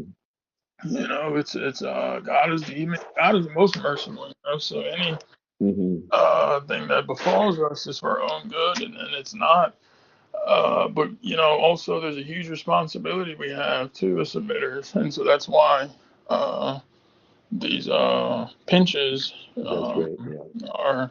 We're not going to get like even outside of before becoming submitters, and like if we make mistakes and do these things, or we see other people, they don't get the same pinch. Mm-hmm. Some of them that I guess that are just left to continue to blunder won't get any pinches, Mm-hmm. like non-submitters and stuff. But uh, yeah, I think Brother Joffer said, yeah, it's a huge mercy. Yeah, Mm-hmm. mashallah. He said he forgot to say mashallah.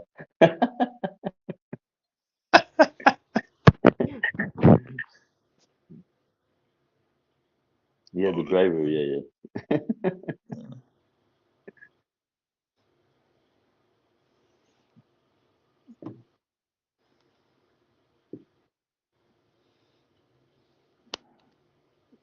Mm-hmm. Mashallah. Also want to request a Fatiha. If you could get a Fatiha for Huda. Mashallah, she finished her U.S. bachelor's degree also online. So if we can recite one Fatiha for her, inshallah, God help her. for Fatiha. whom? For Sister Huda or for whom? Yeah, yeah, for Huda. Yeah, Oh, mashallah. So inshallah. she did from the Morocco.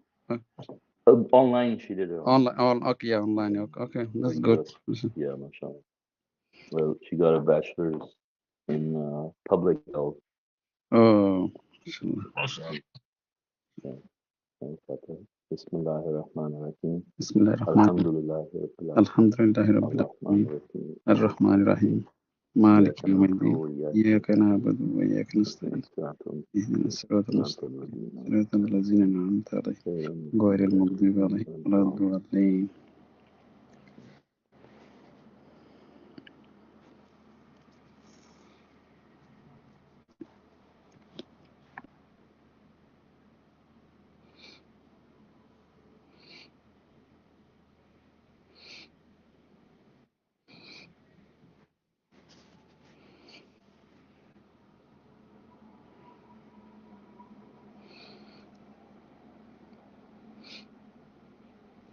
And also the new object, 3i Atlas also will pass by December 19, so near Earth. So that is also significant of 19.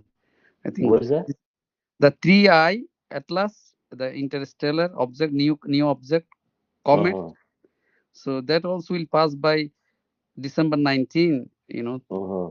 So this is also significant. Maybe God is showing us this is we people Mm-hmm. are oblivious to 19. So there are so many Mm-hmm. signs. God, showing us the sign. Mm-hmm. COVID-19. So it could be COVID-20, but God made it COVID-19. Mm-hmm. So Yeah, many maybe signs. it's almost maybe it's like a like what are those things called, teasers or trailers before the actual movie? It's kind of It could be like something like that. I mean, who knows? Yeah, 3I Atlas interstellar object is.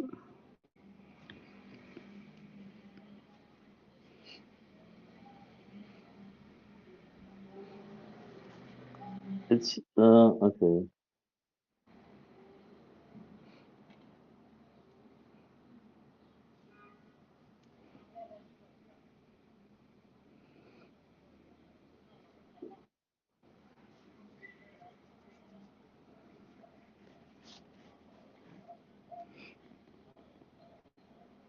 You said December 19? Yes, yeah, this year, December 19. So Uh-huh. it will pass by Earth on Earth. So no, Right, right. 3D. Yeah, I see that. yeah. Yeah, I heard about this from a couple people I worked with. They were talking Mm, about, but that was like 2 months ago. And then mm. some people are saying, "Oh, well, I don't want to." Well, It's just goofy. Yeah.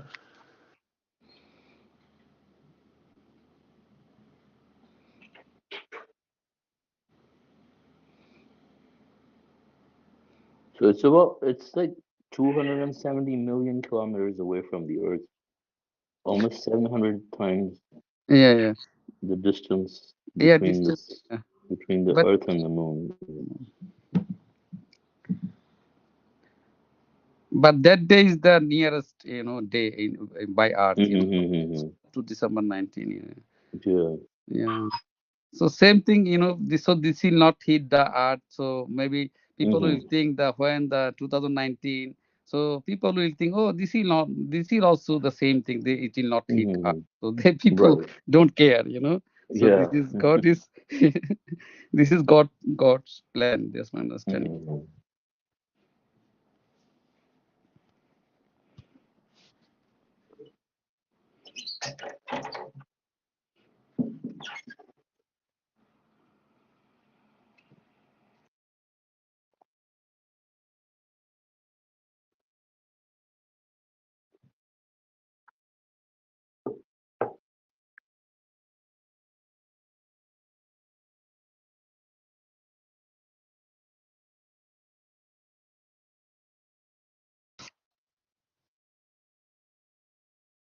Yeah, mashallah, God is the best planner. God has a plan for everyone, and He has a plan for all. Definitely has a plan for all these disbelievers who have right now have so much money they don't know what to do with it, and they're all disbelievers.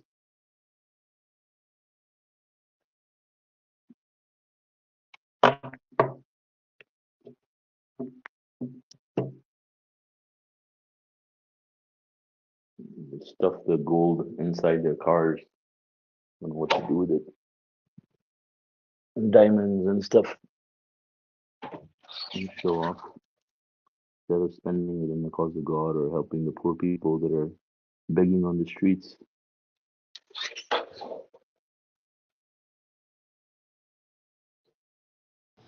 Yeah, I mean that's you don't even see that like in other countries, really like that Mm, type. Like I mean, where there's, I mean, maybe some other countries, but yeah, it's like yeah. yeah, I mean, imagine like Saudi Arabia, right? I mean, the Arab royal family is richer than the British royal family, right? Uh, a lot richer, and and you have little kids like 2-year-old, 3-year-old kids just begging uh, on the side of the road, you know, in such miserable condition, right in outside of Mecca, like Hmm. right outside the masjid in Mecca. I mean, so bad. And you just go outside, just maybe a few miles even, and you can see like so much poverty, and just people are just being left and so much neglect, like they don't even care about the infrastructure or anything that these people live under. Like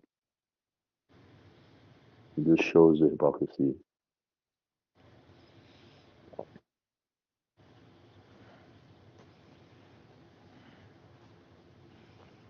So Saudi Arabia, that's like the central hub of the Arabs, right? Yeah. But there's other Arab countries like Hmm. uh, what's the other Yes. one? Lebanon, right? I believe. Yeah. So the messenger talks about like the entire Arab Peninsula, like where it starts, and so like everything, like Includes. on the east side of Turkey, Mhm. uh, below Turkey, you know, on the everything on the right side from like Iran, starting with Iraq and um, Lebanon and Syria, all of these countries, UAE. Uh, so all of those, come under that. Your cat had to comment. Yeah. It was trying.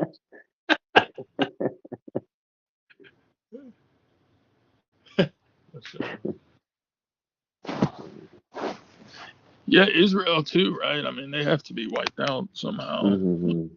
Amount of gross Yeah. evil that's committed. Hmm. Maybe they'll get Yeah. coupled in with the Arabs or something because they're Hmm. extremely wicked. Yeah, I mean, not to. Well, I don't know if I should, but I mean, the Quran talks about these people and Hmm. their schemes and then their bills that they're trying to pass. Uh, I mean, this is really it's a blessing Hmm. too because if you're not a submitter at this time, these things would otherwise because you wouldn't have the truth and you would be Hmm. seeking means of protection or you but we put our trust in God and we know God is subhanallah, Hmm. he's in full control.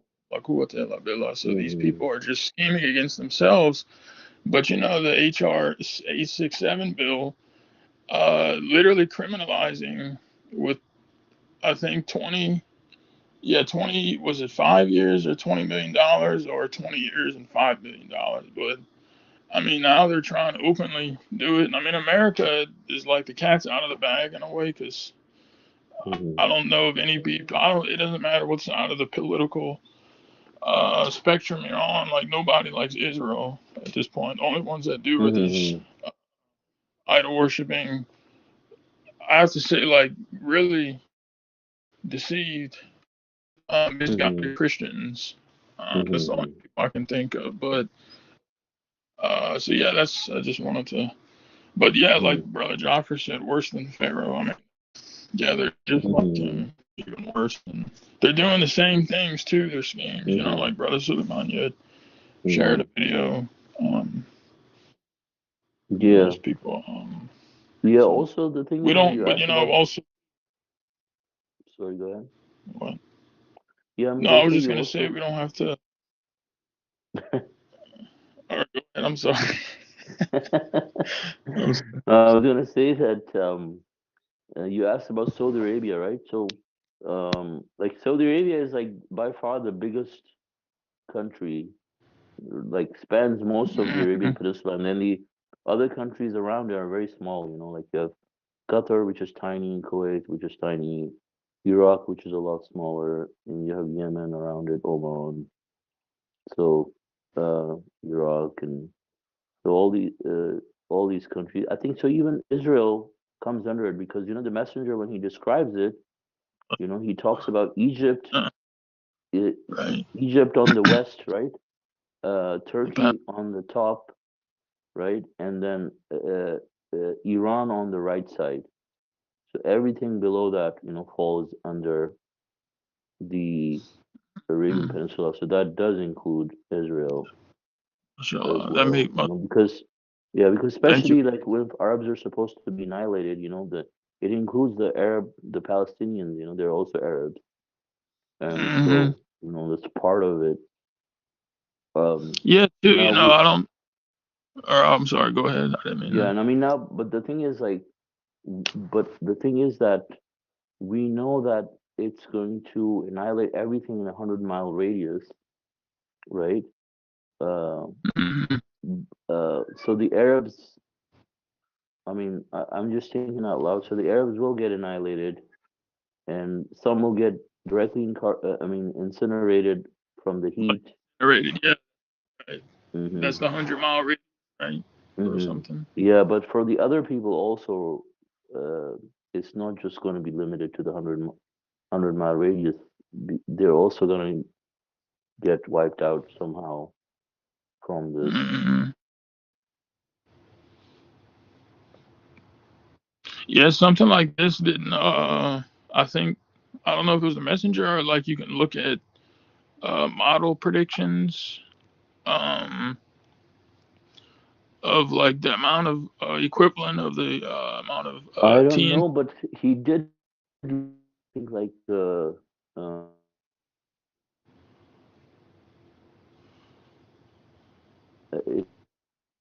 from somewhere.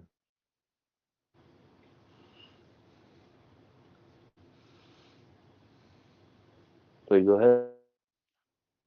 Oh yes, I was saying like the amount of TNT. I forget the exact terminology here, but like equivalents to how many nuclear bombs. Like if an asteroid this size were to hit, like how many was it kilotons of but it's a specific type of measurement. I mean, it outnumbers like anything we've ever seen.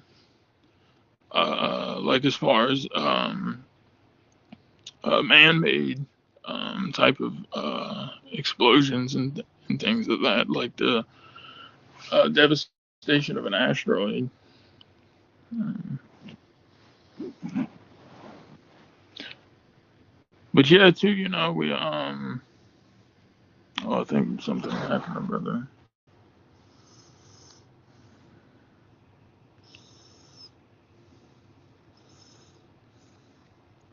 But also too, like it's good to remember that we shouldn't, speaking of course for myself here, but like not to be in a hurry to see the retribution of these people because it'll surely Mm-hmm, come, but we're mm-hmm, also told in the Quran like how God tells the messengers and believers don't be in a hurry to see these people. So, mm-hmm, just be patient and steadfastly persevere and strive against every move they make. You know, um, mm-hmm, so every falsehood they try to spread or attack, we strive against that. Resist, mm-hmm. excuse me, that's the part of the verse. Resist every move they make. So, in the cause of God.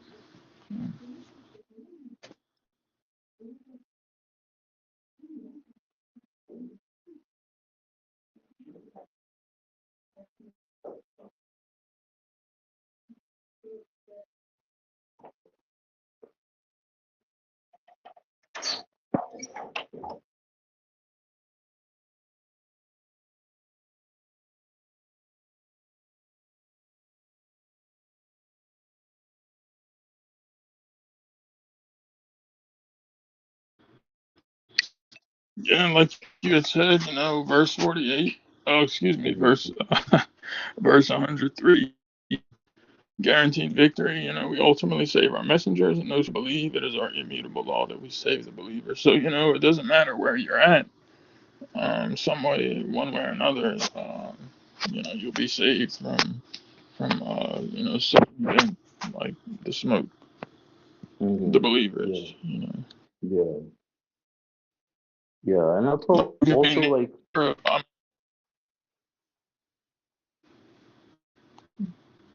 sorry, I think my internet is cutting in and out. But I was gonna say that um that like we were talking about Noah, right? And so like God informed Noah ahead of time, so he could move himself and his people to a safe area, and had time to prepare for it. So I think also along the same lines, I mean, these mathematical signs that we have seen regarding the smoke, could be, a gift from God for us, so we could also, prepare ahead of time, just like those people, and not be not suffer, as a result, right? Of course, because God has created laws around this universe, and that this earth follows, and so I mean, just like the people of Lot, had to be physically moved in order to be saved from the disaster, from total annihilation. So it makes sense that, even if there are submitters in that area in the Middle East, like they will also be aware of this fact by 2029, and they may also decide to not be in that area. Let's say, given the fact that, it's so, let's say if someone decides to go for Umrah or something like that, or I think, yeah, it's just around that, or just before Hajj, around the same time, so people can get heads up, and just be prepared, in terms of their provisions or things like that, and especially also geographically not be in that same area when it takes place.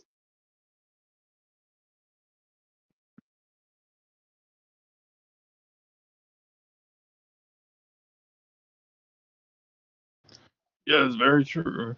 I think that's there's really good precedence, as you mentioned, between Lot and Noah, and the everything is there's not like how the Quran, like how we Mm-hmm. know the Quran is fully, there's everything has been explained perfectly, and Mm-hmm. nothing has been left out. So like the story of Lot, how Mm-hmm. they had to, didn't like the angels didn't just transport them. They could have, but moved his house or even just moved him and his family to the other Mm-hmm. side of the, however Mm-hmm. far they went, and just like teleported them. But that wasn't the way. That wasn't the system. Mm-hmm. And same Yeah. uh, was to Mm-hmm. trust in God. Do Yeah. your part. I will save you. Build the ark and Mm-hmm. obey, and God Mm-hmm. will help you. Even Moses. Moses had to uh, leave and strive Mm-hmm. and work. Right. It's a lot of running movement. Especially you're Mm-hmm. hurting, not hurt. You're guiding these huge these large groups of people, and there's chaos, and you're being, but you had to, like move, and so it's the Mm-hmm. same. It has to be the same way. So yeah, of Right. course, that's a good reminder for us. Like, um, yeah, don't do Umrah in 2029. Don't do it. Yeah, also people who want to Or do Hajj, Hajj. it's it's good that they wait a little bit, so Mhm. it'll be a lot easier That's- after 2029. Yeah, I heard. It was maybe I heard it before, but it's not the first time where the messenger was talking about how the land is purified, how he's Mm-hmm. mentioning charter a plane with him, and he's like, we're all going to charter a plane, and instead the land will be Mm-hmm. purified. Mm-hmm. Uh, Physically, Mm-hmm. so like he was still saying the same thing, as he did back then. So Mm-hmm. I think it's good Mm-hmm. uh, Yeah. for us Yeah, to which like. also shows you, how the messenger was expecting the smoke to happen quickly, rather sooner rather than later. Mhm. Right. Uh, uh, Hmm. like for people who think that it's not happening in 100 years, even based on NASA. Yeah. Yeah, NASA has been like withheld so much information. Brother Joffrey was asking about this earlier, and Mm-hmm. then things that they've been wrong, clearly wrong about. They don't really say that, but then they'll just come up with these new theories and say things like, according to our new findings, we now learn Mm-hmm. this or that. And whether it's true or not is one thing, but it's the fact that like you have all these historical markings of NASA is not I mean, shouldn't be the end all source for, especially for something like this. You know, they're not gonna tell the world that an asteroid is coming. Mm-hmm. That in itself would cause more. I mean, Mm-hmm. so much chaos, panic. God is controlling everything, you know, too. So Mm-hmm. there's a good reason for everything.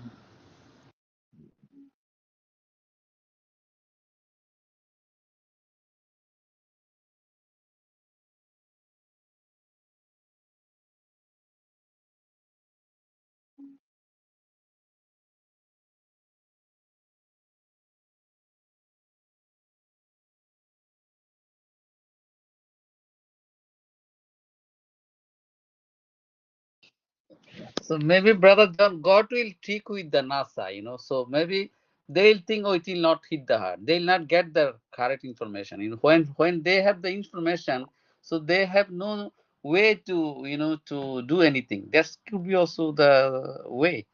Maybe they are not lying because they do not have any clue. Because God can trick with them. You know, the way though it will not hit, but so like you have a couple of second Yeah. minute, you cannot do nothing. So that could be also the way. That's my Yeah, understanding. but the thing is, they do have the information, right? Because it was already given. This Yeah, the a information's person, already been made public. yeah, they person already died. You know, that's the another plan. Those people, they said it will hit the earth. So those 2 person died who discovered that forces. That Mm-hmm.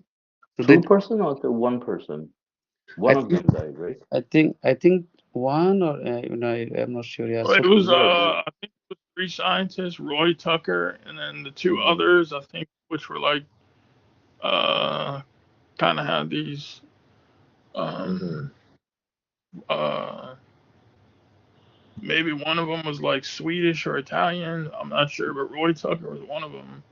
Yeah, But yeah, Roy like Tucker, I thought, was the one who died from yeah. pancreatic cancer all of a sudden, Hmm. which they said was very unusual because he was very healthy or Hmm. relatively healthy. Yeah, he could have been poisoned or something. You Mm-hmm. know, because I read something, I don't know where I read it, but I do recall that their initial reaction upon discovering this in 2004 was deeply concerning. Yeah, we saw that Why from would the movie too, right? yeah, why would they be deeply concerned if they were like, okay, Mm-hmm. you know? Mm-hmm. And then eventually, like, you know, NASA takes over and just starts changing, Mm-hmm. like, oh no, we're okay, or no, and it's like, okay, which Yeah, is and I think, if I'm not mistaken, right, the denial from NASA came in 2021, right, when we had, this corrupt government. yeah, that very well could that Yeah, did that would make sense. yeah, 2021 is when they issued the statement that it was not coming or something. Yeah, but that's the same year as the Don't Look Up.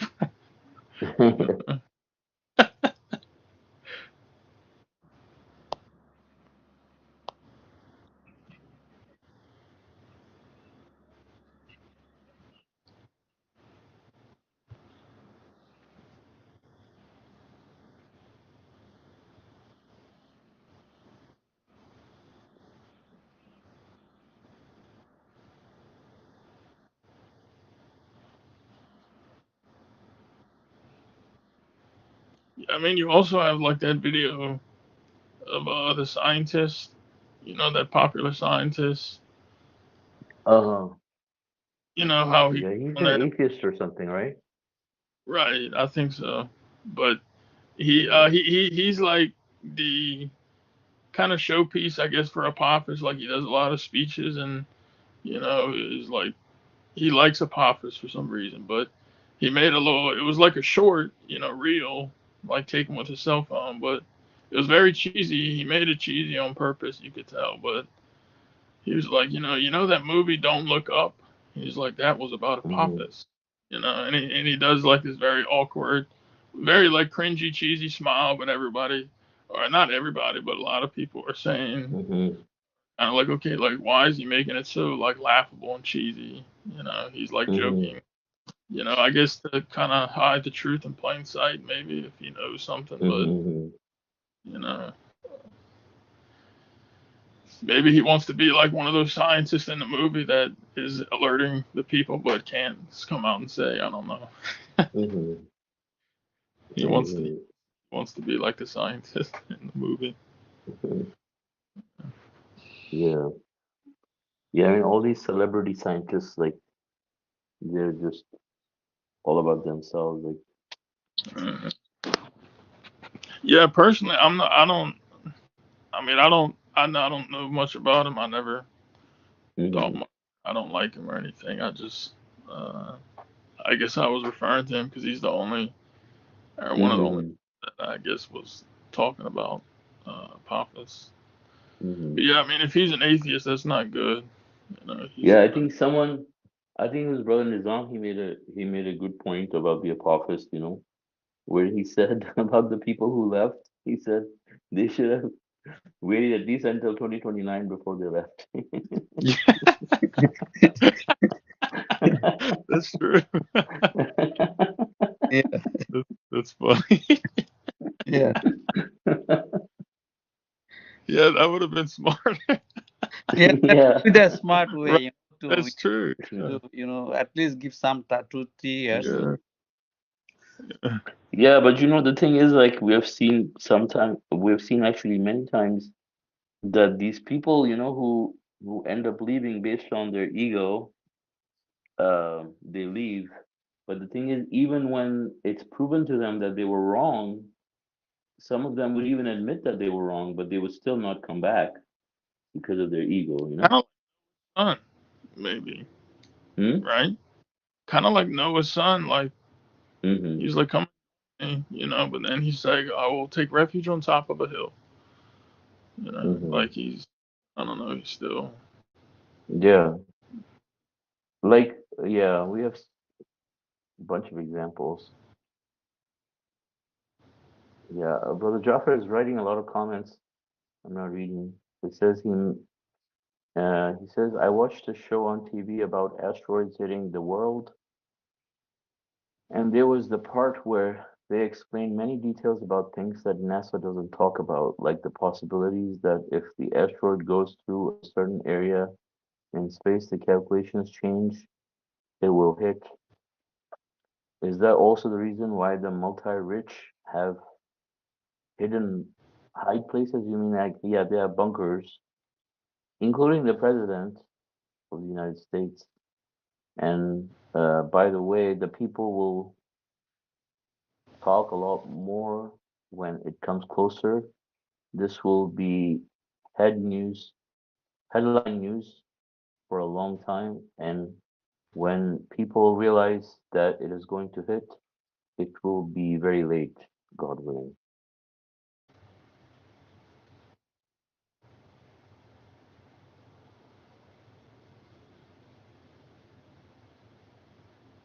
Yeah, just like in the movie. Then they see it coming, and then and eventually hits them. They're having dinner. Hmm. They can't do anything Yeah. about it.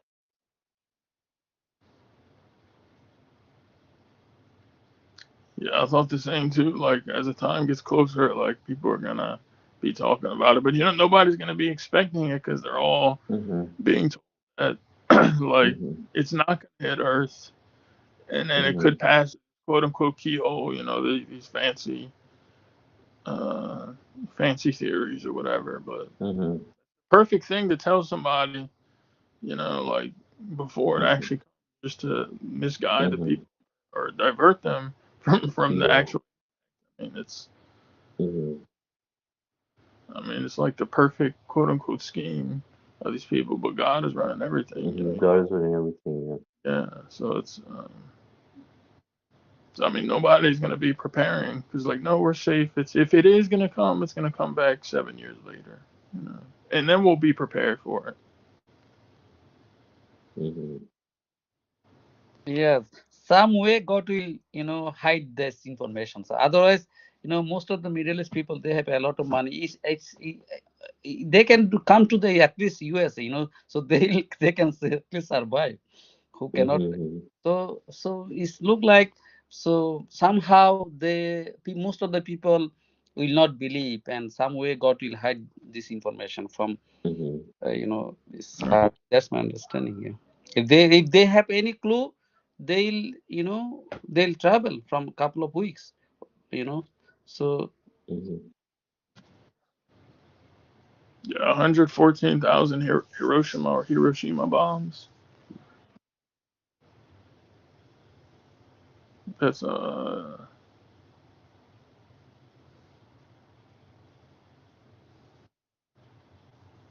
right. Hence the smoke. Yeah, the giant dust cloud. Yeah, food and water, right? Transport. There's actually 1 second.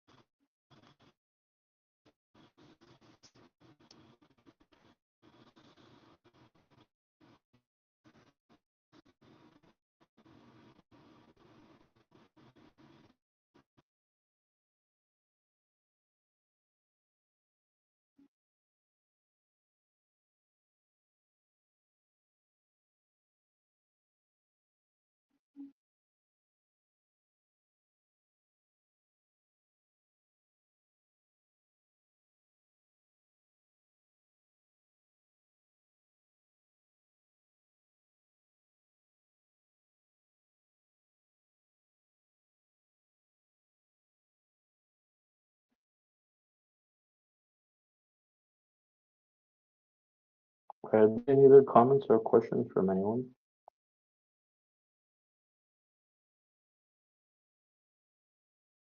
All right. I guess if there are no comments or questions, God willing, we can conclude our study. So thank you all very much for joining us. God willing, our next English Quran study would be on Tuesday at 2 p.m. Pacific time. God bless you all. Assalamu alaikum.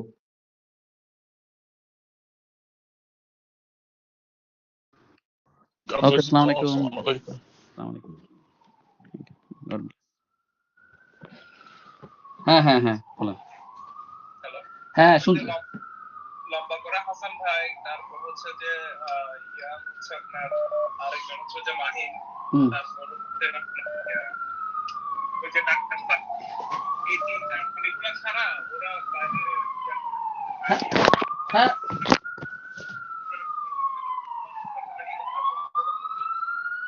তো এইভাবে grouping যদি এখনো শুরু হয়েছে, আমি খেয়াল করতেছি, আমি নোটিস করতেছি, আমি মাঝে মাঝে বলি যে কি মানে দূর এগুলোতে যাবো না, এগুলো শুধু এইভাবে পার্টি হয়ে গেলে এখানে